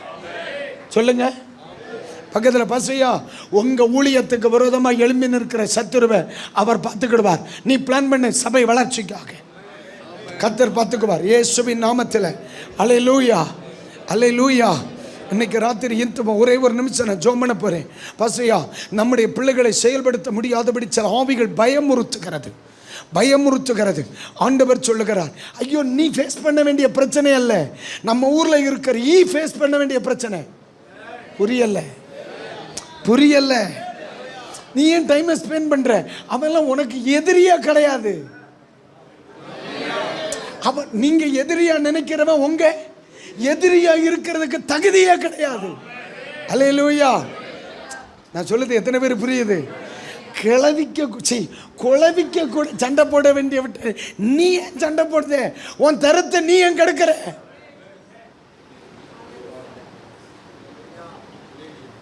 அப்போ ஆண்டவர் என்னை எப்படி வச்சிருக்கேன்? நீங்கள் எவ்வளவு சிறந்தவர்கள் என்பதையும் வல்லவர்கள் என்பதையும் நீங்கள் சந்திக்கிற பிரச்சனை தாக்கா தோத்திரம் டிசைட் பண்ணும். மிகப்பெரிய பிரச்சனையில் நீங்கள் நிற்கிறீர்கள் என்றால் நீங்கள் மிகப்பெரிய வீரர். நீங்கள் நினைக்கிறீங்க பயந்து போய் சாகு. 5 பேர் நின்ன கோலை 500 பேர் ஏற்று நிற்கிறான், பெரிய வீரன். அல்ல பிளான் பண்ணி கொண்டு நிறுத்தியிருக்கான். உன்னால தான் அவனை அடிக்க முடியும். ரொம்ப பெரிய பிரச்சனையில் நிற்கிறீங்களோ, அப்போ ஆண்டவர் மெய்ப்பனா பார்க்கல, அவனை வீரனா பார்த்துருக்கார். பெரிய ஆளுங்க. அல்லேலூயா. தோத்திரம். நம்ம இதுக்கு பிளான் பண்ணுவோம், அவர் அதுக்கு பிளான் பண்ணுவார். அந்த பிரச்சனையெல்லாம் நம்ம சந்திக்க வேண்டியவைகள். சொல்லுங்க, நம்ம சந்திக்க வேண்டியவைகள். ஒரு நாள் வரும், குளவிகள் எழும்பும், கிளப்பிடுவார். ஒரு ஆமீன் சொல்லுங்க. நான் ஆண்டவர்கிட்ட கேட்டேன், ஏப்பா இதை மனுஷன் கையால் குளவி கையில் ஏன் கொடுக்குறீங்க? அவங்களுக்கு யோசிச்சு பார்த்துருக்கீங்களா? அதாவது இவர்களை கொண்டே ஏன் அடிக்காம குளவிகளை கொண்டு நீர் அனுப்புறீங்க? யோசிச்சு பார்த்தேனே. ஒன்று யோசி. மனிதர்களை கொண்டு அவர்களை துரத்தாம குளவிகளை ஏன் அனுப்பின? ஏம்மா பறந்து அடிக்கவா? என்ன வியாக்கியானம் கழுத. கவனமா இருமா, தலையில துணி போட்டுக்க, கொண்டு போயிடுவானுவேன். ஆவியானவர் சொன்னார், இன்னைக்கு தானே சில்வர் பாத்திரம் எல்லாம் வந்துச்சு, அன்னைக்கு பூரா மண் பாத்திரம் தானே. ஐயா ஒன்றை நான் ஊருக்குள்ளே இறக்கி விட்டா நீ அடித்து தவிர்த்துருவேன். நீ தவறும்போது மிக்சியும் உடையும், பீரோ உடையும், கிரைண்டர் உடையும், மண்பானை உடையும். அதை உடைச்சிட்டு நீ எப்படி உள்ளே போய் வாழ போகிற? அவன் பிரித்து நாளைக்கு உனக்குடா. குளவின்னா ஒரு சேதாரம் இல்லாமல் கிளியர் பண்ணி தரும். நீ அப்படியே போய் இருந்துடலாம்ல. ஒன்றை விட்டேன்னு வை, எல்லா பானையும் நொறுக்குவா, ஏனியன்னு நொறுக்குவா, பிரிச்சன்னு நொறுக்குவா. அவன் மேல உள்ள கோபத்தை கிடைக்கலன்னா கதவை பிடிங்கி கீழே போடுவேன். நாளைக்கு நீ ஆசாரிய தேடுவியா? எவ்வளோ அழகா பிளான் பண்ணியிருக்காருன்னு அவர் சொல்லி தந்தப்போ எனக்கே புல்லரிச்சு போச்சு. ஆடா பாவி, நமக்கா நம்மளால இவ்வளோ பிளான் பண்ணுவாரா? அதனால தான் அவனை வச்சு கட்ட வச்சிருக்கார். நீ கட்டு, நீ கட்டு, பெருசு பெருசா கட்டு. ஏன் வாசையே இல்லாம என் பிள்ளை வந்து ஜூஸ் குடிக்க போறான். சேதாரம் இல்லாம ஊறி என் கைக்கு வரணும். ஜன்னல் கம்பி உடையாம, ஒரு கண்ணாடி உடையாம, குழவி போச்சுன்னா பிற உடைக்குமா, பிரிச்ச உடைக்குமா? அது 2 தடவை எனக்குன்னு சொத்தும்.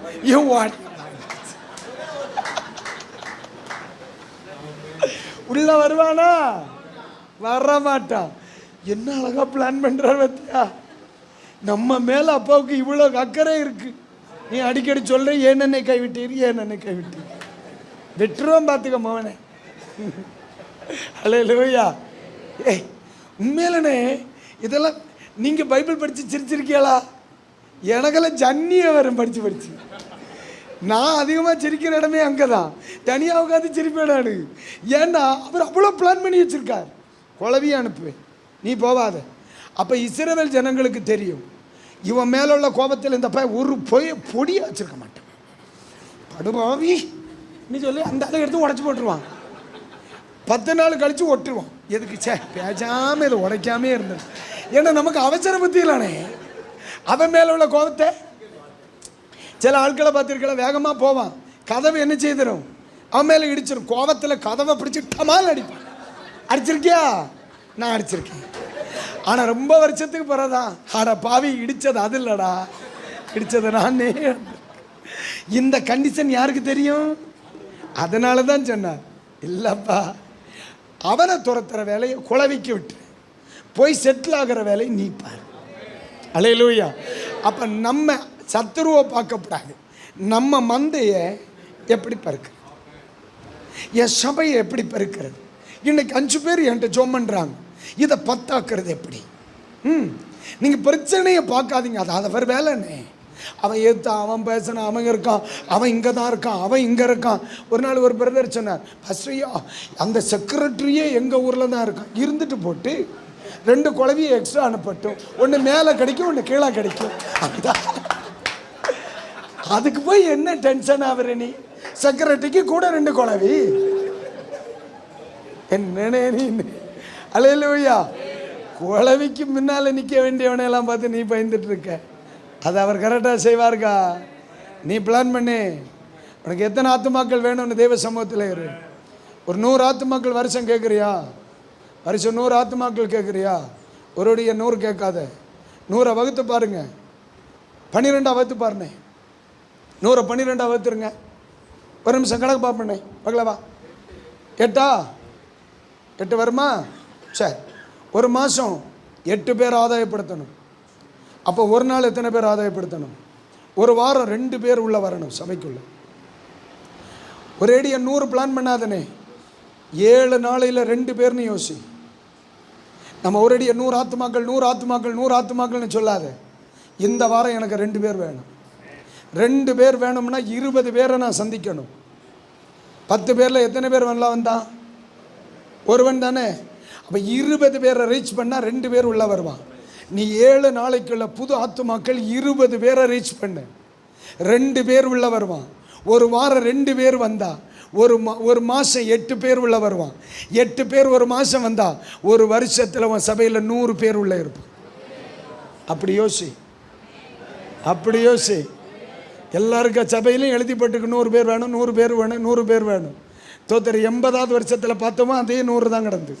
90வது வருஷத்தில் பார்த்தோமா அதே 100 தான் கிடந்து. 2000 வருஷத்தில் வந்தப்போ அதே 100 தான் இருந்து.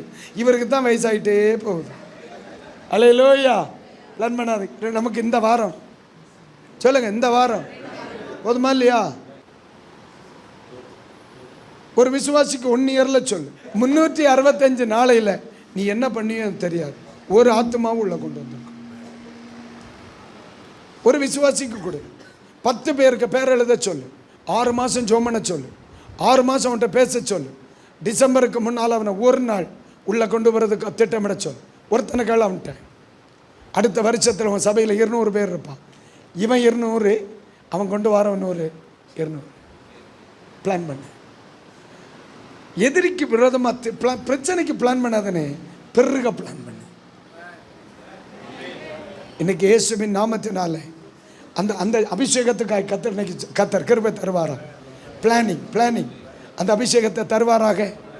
ஒரேடிய நீட்டமாக 100ன்னு கேட்காத. இன்னைக்கு 2 வேணும் எனக்கு. இன்னைக்கு காலையில் நான் வண்டி எடுக்கிறேன், ஆண்டவரே இன்னைக்கு எனக்கு ஒரு வேணை பிடிக்க தரணும். அந்த ஒருத்தனை பார்க்காம இன்னைக்கு நான் வீட்டுக்கு வரமாட்டேன். ஆண்டவரே இன்னைக்கு எனக்கு ஒருத்தன் வேணும். ஜீசஸ். எல்லாரும் ஒரு நிமிஷம் உங்கள் வலது கரத்தை உயர்த்துங்க. குளவிக்க வேலையை நீங்கள் செய்ய வேண்டாம், உங்கள் வேலையை நீங்கள் செய்யுங்க. பசு எல்லாரும் ஜெபம் பண்ணுங்க. திட்டமிட கிருபை. கர்த்தருடைய ஆவியானவர் எனக்கு சொன்னார், இதை நான் செய்வேன்னு சொல்லியிருக்கார். சும்மா சொல்லலை, கர்த்தர் இதை செய்வேன்னு சொல்லியிருக்கிறார். எத்தனை பேர் இருக்காங்க? 30 பேர் இருக்காங்க. அதில் 30 பேராக இருக்கும் பொழுதே ஆத்துமாதாயம் செய்கிறவங்கள உருவாக்கி 10 பேர் எப்போ உங்கள் சபைக்குள்ளே வருவாங்களோ அவங்கள சுவிசேஷகர்களாக உருவாக்க. நீங்கள் 100 பேர் வரட்டும்னு காத்துட்ருக்கக்கூடாது. 10 பேர் உங்களுக்குள்ளே வந்துட்டுனாலே அதில் ஒரு 5 பேரை நீங்கள் சுவிசேஷகர்களாக உருவாக்க. நீங்கள் திட்டமிடுகிறதெல்லாம் 100 பேர் வந்த பிறகு கிடையாது. 5 பேராக 10 பேராக இருக்கும் பொழுதே அவங்களுக்குரிய பொறுப்பு அவங்களுக்கு கொடுங்க. செயல்பட ஆரம்பிங்க. ஆண்டு வருகிற நாட்களில் சபை வளர்ச்சியை குறித்து பேசுவோம். அவன் 2012 வருடத்தில் கர்த்தர் இந்த திட்டத்தை என் தலையின் மேல் வைத்தார். அதுக்கு பிறகுதான் கர்த்தரின் சபை வளர ஆரம்பித்தார். உங்கள் வலது கரத்தை தலைமையில் வச்சுட்டு அந்த கிருபை தாரும், திட்டமிட கிருபை தாரும்னு சொல்லுங்கள். திட்டமிட கிருபை தாரும். அன்புள்ள தகப்பனே, இன்றைக்கு இந்த ராத்திரி பொழுதில், இந்த அதிகாலை நேரத்தில் இந்த ஊழியத்தை செய்கிற இவர்கள் மேல் இயேசு கிறிஸ்துவின் நாமத்தில் ஒரு விசேஷ அபிஷேகம் திட்டமிடுவதற்காக வைக்கப்படுவதாக. நம்முடைய மகிமையின் கரம் வெளிப்படுவதற்காக ஜெபிக்கிறேன் இயேசுவின் நாமத்தில் பிதாவே. ஒரு அல்லேலூயா சொல்லுங்க. ஆமென். அல்லேலூயா. எல்லாம் காரியமாக தான் பிளான் பண்ணியிருக்கார். ஆமென். அல்லேலூயா. நம்ம பெருக பெருக சத்துரு என்ன செய்வான்? குறுகி போவான். நம்ம குறுகினா அவன் பெருகுவான். நம்ம சத்தம் உயர்ந்த அவன் சத்தம், நம்ம கண்விழிப்பு அதிகமான அவனுடைய செயல்பாடு. அப்போ நம்ம செயல்படுகிறது தான் அவனுடைய தோல்விக்கு. ஜோரா ஒரு கைத்தட்டு கொடுத்துருங்க பார்க்கலாம். அல்லேலூயா. அப்போ ஆண்டவர் என்ன சொல்லுகிறார்? எல்லாரையும் துரத்தி விடாமல் கொஞ்சம் மனுஷர்களை வச்சிருக்கேன். எதுக்கு? உன்னை ட்ரெயின் பண்ணுறதுக்கு, மெய்ப்பனால யுத்த வீரனாய் மாற்றுவதற்கு. இங்கே என்ன சொல்லுகிறார் தெரியுமா? தோத்திரம், கொஞ்சம் மனிதர்களை நான் வச்சிருக்கேன். எதுக்கு? உனக்கு பாதுகாப்பாக இருக்கும் பொழுது. நம்ம நினைக்கிற அவனால் பிரச்சனைன்னு ஆண்டவர் சொல்ல போடா, அவன் உனக்கு ப்ரொடெக்ஷன். அல்லேலூயா. சில சத்துருக்கள் நமக்கு யாரு தான்? ஆமாம். கைகளை உயர்த்தி ஒரு ஆமேன்னு சொல்லுங்க. நிறைய உதாரணம் சொல்லுவேன், நேரம் இல்லை. இதுக்கு மேலே ஆண்டவர் செய்கிற சேட்டே வருவோமா? ஆதியாகமத்தின் புத்தகத்துக்கு வாங்க. சரி, 7ஆம் அதிகாரம் எடுத்துட்டீங்களா? 1, 2, 3 வசனம் படிப்போமா? Very good. கர்த்தர் நோவாவை நோக்கி, நீயும் உன் வீட்டார் அனைவரும் பேழைக்குள் பிரவேசியுங்கள்.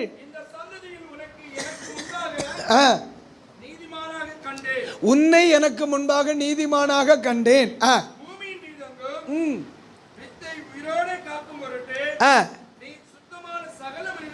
எல்லாரும் சொல்லுங்க. சுத்தமான சகல மிருகங்களிலும் ஆணும் பெண்ணுமாக எவ்வேளு ஜோடும், சுத்தமில்லாத மிருகங்களில் ஆணும் பெண்ணுமாக ஒவ்வொரு ஜோடும் 3 காணும். ஆகாயத்து பறவைகளிலும் சேவலும் பேடுமாக எவ்வேளு ஜோடும் உன்னிடத்தில் சேர்த்துக்கொள். இதில் இந்த மனுஷன் என்ன பிரசங்கம் பண்ண போறார்? ஏற்கனவே இந்த அழிவுக்கு காரணம் என்ன? நோவா காலத்தில் அசுத்தம் பெருகினதுனால தானே. உங்கள் சபையில் பிரச்சனைக்குரியவர்கள் இருக்கிறார்களா? பாஸ்டர், எனக்கு ரொம்ப டென்ஷன் தர்றவங்க சபைக்குள்ளே இருக்காங்க, அப்படி சொல்கிறவங்க கை தூக்குங்க. இது சாத்தான் கொண்டு வந்தானா கர்த்தர் அனுமதித்தாரா? பதில் இல்லை, பாடிட்டேன். இதை சாத்தான் கொண்டு வந்தானா கர்த்தர் அனுமதித்தார்? இங்க படிங்க, முந்தின 2ஆம் வசனத்தை படிங்க. பாதியில நீ சுத்தமான சகல மிருகங்களிலும் எத்தனை 7 வேணும். சுத்தமில்லாத, ஏற்கனவே சுத்தம் இல்லாததுனால தான் மொத்தமா அழிக்க வேண்டிய வந்துச்சு. ஆனா சுத்தம் இல்லாதது மறுபடியும் பூமியில வேணும், அதுக்கு வித்து வேணும். சுத்தம் இல்லாதது எங்க வரப்போகுது? பேழைக்குள்ள. பேழை என்னது? சபை. ஆண்டவர் சொல்லுதார், கிளீன், சுத்தமா குளிக்காத்ததை உள்ள கொண்டு வாங்க, சுண்ணா கேட்காத்த பயல உள்ள கொண்டு, தூங்காதவனை உள்ள கொண்டு வா, பிரசங்கத்தை கீழ்ப்படியாத்தவனை உள்ள கொண்டு வா. இது யாரு? சுத்தம் இல்லாதவன். ஐயோ, எனக்கு இதில் யோசிச்சு பார்த்துருக்கீங்களா? கொஞ்சம் வித்தியாசமாக இருக்கா இல்லையா? நான் உங்கள்கிட்ட கேட்கேன், சரி, ஏற்கனவே 7.5 இழுத்தனால தானே மொத்தமாக அழிச்சாரு. இதுக்கு மேலே இது என்னத்துக்கு? இதுக்கு மேலே என்னத்துக்கு சுத்தம் இல்லாதது? அந்த வித்தை வேண்டான்னு விட்டுற வேண்டியதானே? முதல் கேள்வி. 2வது, நல்லது 7 சொல்ற, இதை 1 சொல்லுதார். இது ஏன்? இந்த 2 கேள்விக்கு விடையை கண்டுபிடிச்சிட்டு நம்ம ஜெபம் பண்ணிட்டு போயிடுவோமா? பேழை எது? சபை. சபைக்குள்ள 7 ஜோடி சுத்தமானது, ஒவ்வொரு ஜோடி. அப்ப ஏன் பேழைக்குள் கர்த்தர் அசுத்தமானதற்கு அனுமதித்தார்? அப்ப சில சபைகளுக்குள்ள தேவன் அறிஞ்சுதான் சிலது கிடக்கு. நம்ம அறியாத காலத்தில் அப்போ இவனை பிசாஸ் இல்லடா, நான் தான் அவனை ட்ரெயின் பண்ணி உள்ள வச்சிருக்கேன்.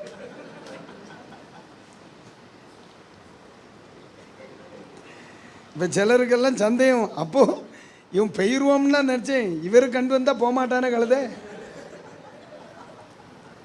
அல்லேலூயா. யோசிக்க முடியுதா? நீங்கள் நல்லா கவனிங்க.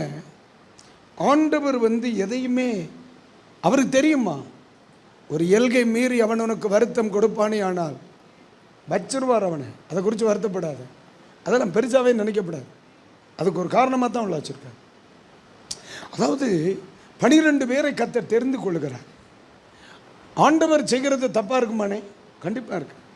ஆனால் அதே 12 பேரில் ஒருவன் பிசாசாக இருக்கிறான்னு அழைச்சவரை சொன்னாரா இல்லையா? 12 பேரை உள்ள எடுத்துட்டு ஒருத்தனை பிசாசுன்னு தெரிஞ்ச உள்ள வச்சிருந்திருக்கார். பார்த்தியா?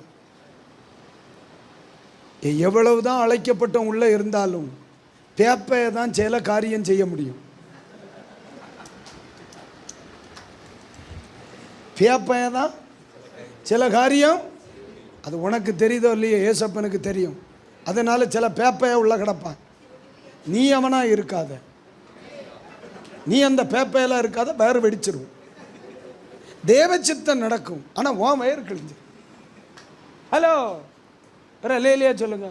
தேவ சித்தத்தை நிறைவேற்றி வயிறு வெடித்து சாவணமாக்கும். அப்படி ஒரு தேவ சித்தம் என்னத்துக்கு நிறைவேறணும் அப்படின்னு யோசிக்கும்போ இன்னும் 6 மணி நேரம் யூஸ் ஆகும் பிரசங்கத்துக்கு. அதனால் நமக்கு ஒரு முடிவுக்கு வருவோம். அவன் பிசாசுன்னு தெரிஞ்சு யூஸ் பண்ணி இருக்கான். அவன் பிசாசுன்னு தெரிஞ்சு யூஸ் பண்ணி இருக்கிறான். நீங்கள் நல்லா கவனிக்கணும். ஆண்டவர் பயன்படுத்துறது முக்கியம் இல்லை, நல்ல முடிவு மனுஷனுக்கு வருவது முக்கியம். ஊழியக்காரங்க எல்லாரும் ஒரு அல்லேலூயா சொல்லுங்க. நீங்கள் தீர்க்க தரிசனம் செய்கிறதோ ஊழியம் பெருசாக கட்டுறதோ அதெல்லாம் மேட்ரு கிடையாது. நீதிமான் மரிக்கிறது மாதிரி நம்ம மரிக்கணும். யூதாஸ் காரியத்து தேவ சித்தம் செய்தானா மனுஷ சித்தம் செய்தானா? தீர்க்க தரிசனத்தை நிறைவேற்றினவன். சகரியா சொன்ன தீர்க்க தரிசனம் என்ன? கட்டி கொடுக்கறத பற்றி பேசுகிறேன், பணம் வாங்கிறத பற்றி பேசுகிறேன், அவன் கையில் இருந்த பணத்தினால் குயவனுடைய நிலம் வாங்கிறத பற்றி பேசுகிறேன். அப்போ இதெல்லாம் முன் தீர்க்க தரிசனம் தானே. அதாவனே தீர்க்க தரிசனம் நிறைவேறுவதோ தேவ சித்தம் நிறைவேறுவதோ முக்கியமல்ல, நீதிமான் மரிக்கிறது மாதிரி மரிக்கணும். அல்லேலூயா. நம்ம மூலமா நடக்கிற ஊழியம் எல்லாம் மேட்டர், நம்ம மரணம் நல்லா இருக்கணும், நம்முடைய ஜீவிதம் நல்லா முடியணும். எல்லாரும் அதுக்கு வேண்டி கவனமாக ஜோம் பண்ணணும். அதுக்காக ஜோம் பண்ண மனுஷன் ஒரு ஆளுக்கு பேரை சொல்லுங்க இல்லையா? நீதிமான் மரிக்கிறது போல் மரிப்பேனாக. நல்ல முடிவாக்கம் வேணும். ஊழியம் செய்கிறது இல்லை சகை. இவர் யாரு? யூதாசும் ஊழியம் தான் செய்தார். நீ செய்வதை சீக்கிரமாய் செய். தேவனுடைய அனுமதியோட ஊழியம் செய்தவன், அழைக்கப்பட்டு ஊழியம் செய்தவன், திட்டமிட்டு ஊழியம் செய்தவன், கரெக்டாக தேவ சித்தம் தான் அந்த மனுஷன் நிறைவேற்றினான். ஆனால் என்ன முடிவு நல்லா இல்லை. நான் எதை செய்கிறேனோ இல்லையோ என் முடிவு நல்லா இருக்கணும்.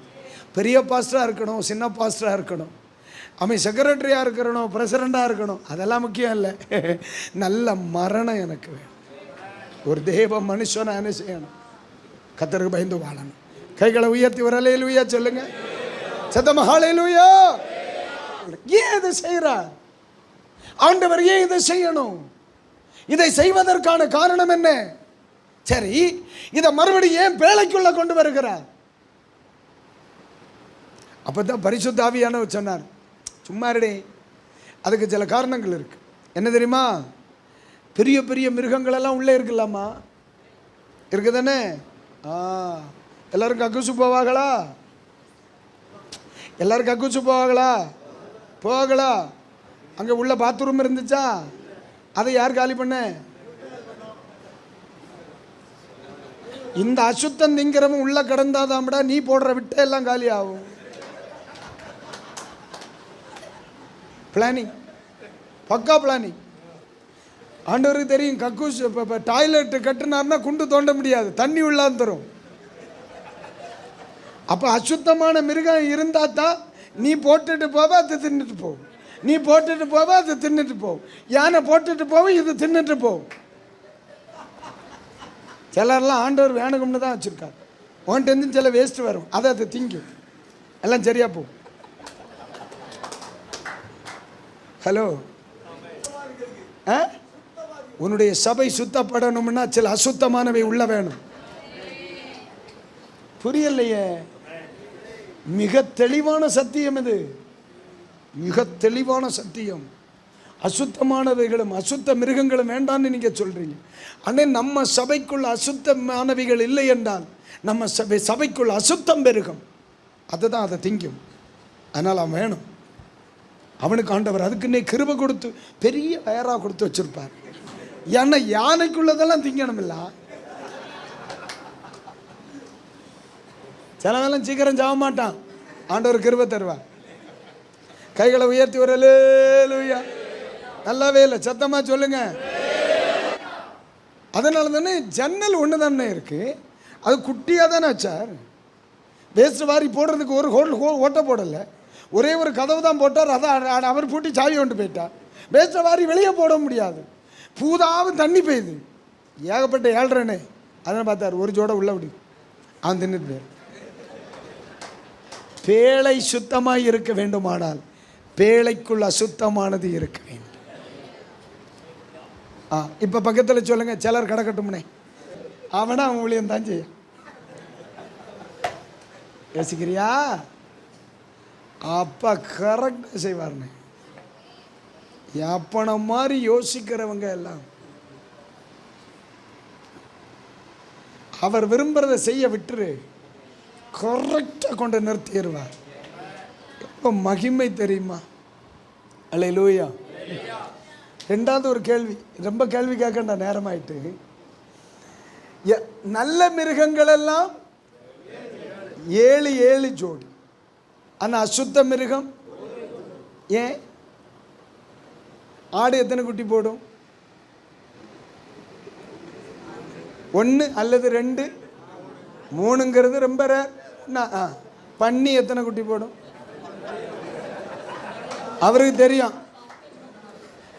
7 செய்ய வேண்டிய வேலையை அது 1 செய்திட முடியும். ஒரே டெலிவரியில் 18, 20, 25 7 சேர்ந்து 14 போடும். இது ஒத்த முக்கில் 20 போட்டுரும். ரைட் 20.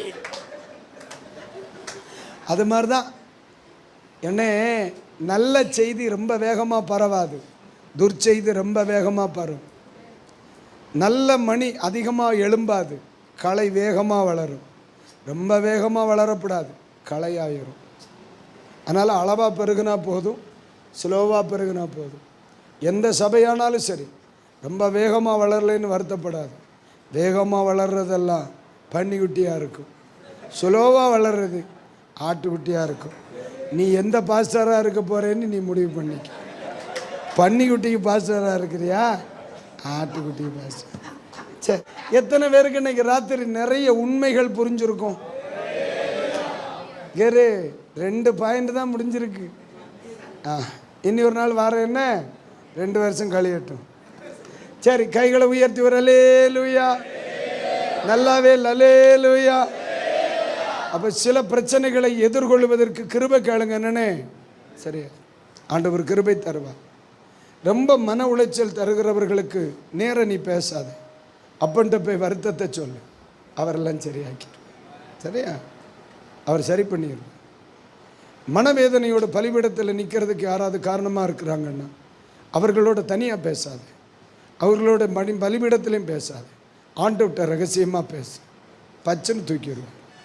ஆண்டவருக்கு பிடிக்காத ஒன்று, தேவனுடைய பிள்ளை கண்ணீரோட பலிபீடம் வருவது பிடிக்காது. ஏன்னா நம்ம இருதயத்தில் வருத்தம் இருந்தால் பிள்ளைகளை பிளஸ் பண்ண முடியாது. அப்போ ஒருவன் செய்கிற தவறினால் 29 பேர் 30 பேர் இருந்தாங்க என்னாங்க, ஒருவன் செய்கிற தவறினால் 29 பேர் பாதிக்கப்படுவார்கள். அது ஆண்டவர் விரும்ப மாட்டார். அதனால தான் அது ஆண்டவரிடத்தில் சொல்லுங்க, அவர் கரெக்டாக என்ன செய்வார், கிருபை தருவார். ஆண்டவர் எல்லாம் அழகாக செய்வார். நீங்கள் ஒரு நாளும் மெய்ப்பர்களாய் மட்டுமல்ல யுத்த வீரர்களாக இருக்கும். சரியா? சரி, நீங்கள் ஒரு நாளும் தோத்தர் எதிராளிக்கு விரோதமாய் திட்டமிட வேண்டாம். நீங்கள் எதுக்கு பிளான் பண்ணுங்க, பெருக திட்டமிடுங்கள். சத்துருவை குளவிகள் பார்த்துக்கொள்ளும். சபையில் அசுத்தமானவைகள் இருக்கிறதை குறித்து வருத்தப்பட வேண்டாம். சபை சுத்தமாக வேண்டுமானால் சில அசுத்தமானவைகள் இருக்க வேண்டும். அவைகளுக்கு விரோதமாய் படையெடுக்க வேண்டாம். எடுத்தால் உன் சபை கக்கூஸ் ஆகிவிடும். ஆக இன்று ராத்திரி இனிதே விடை சொல்லுவோம். எழும்புங்க போலாம்.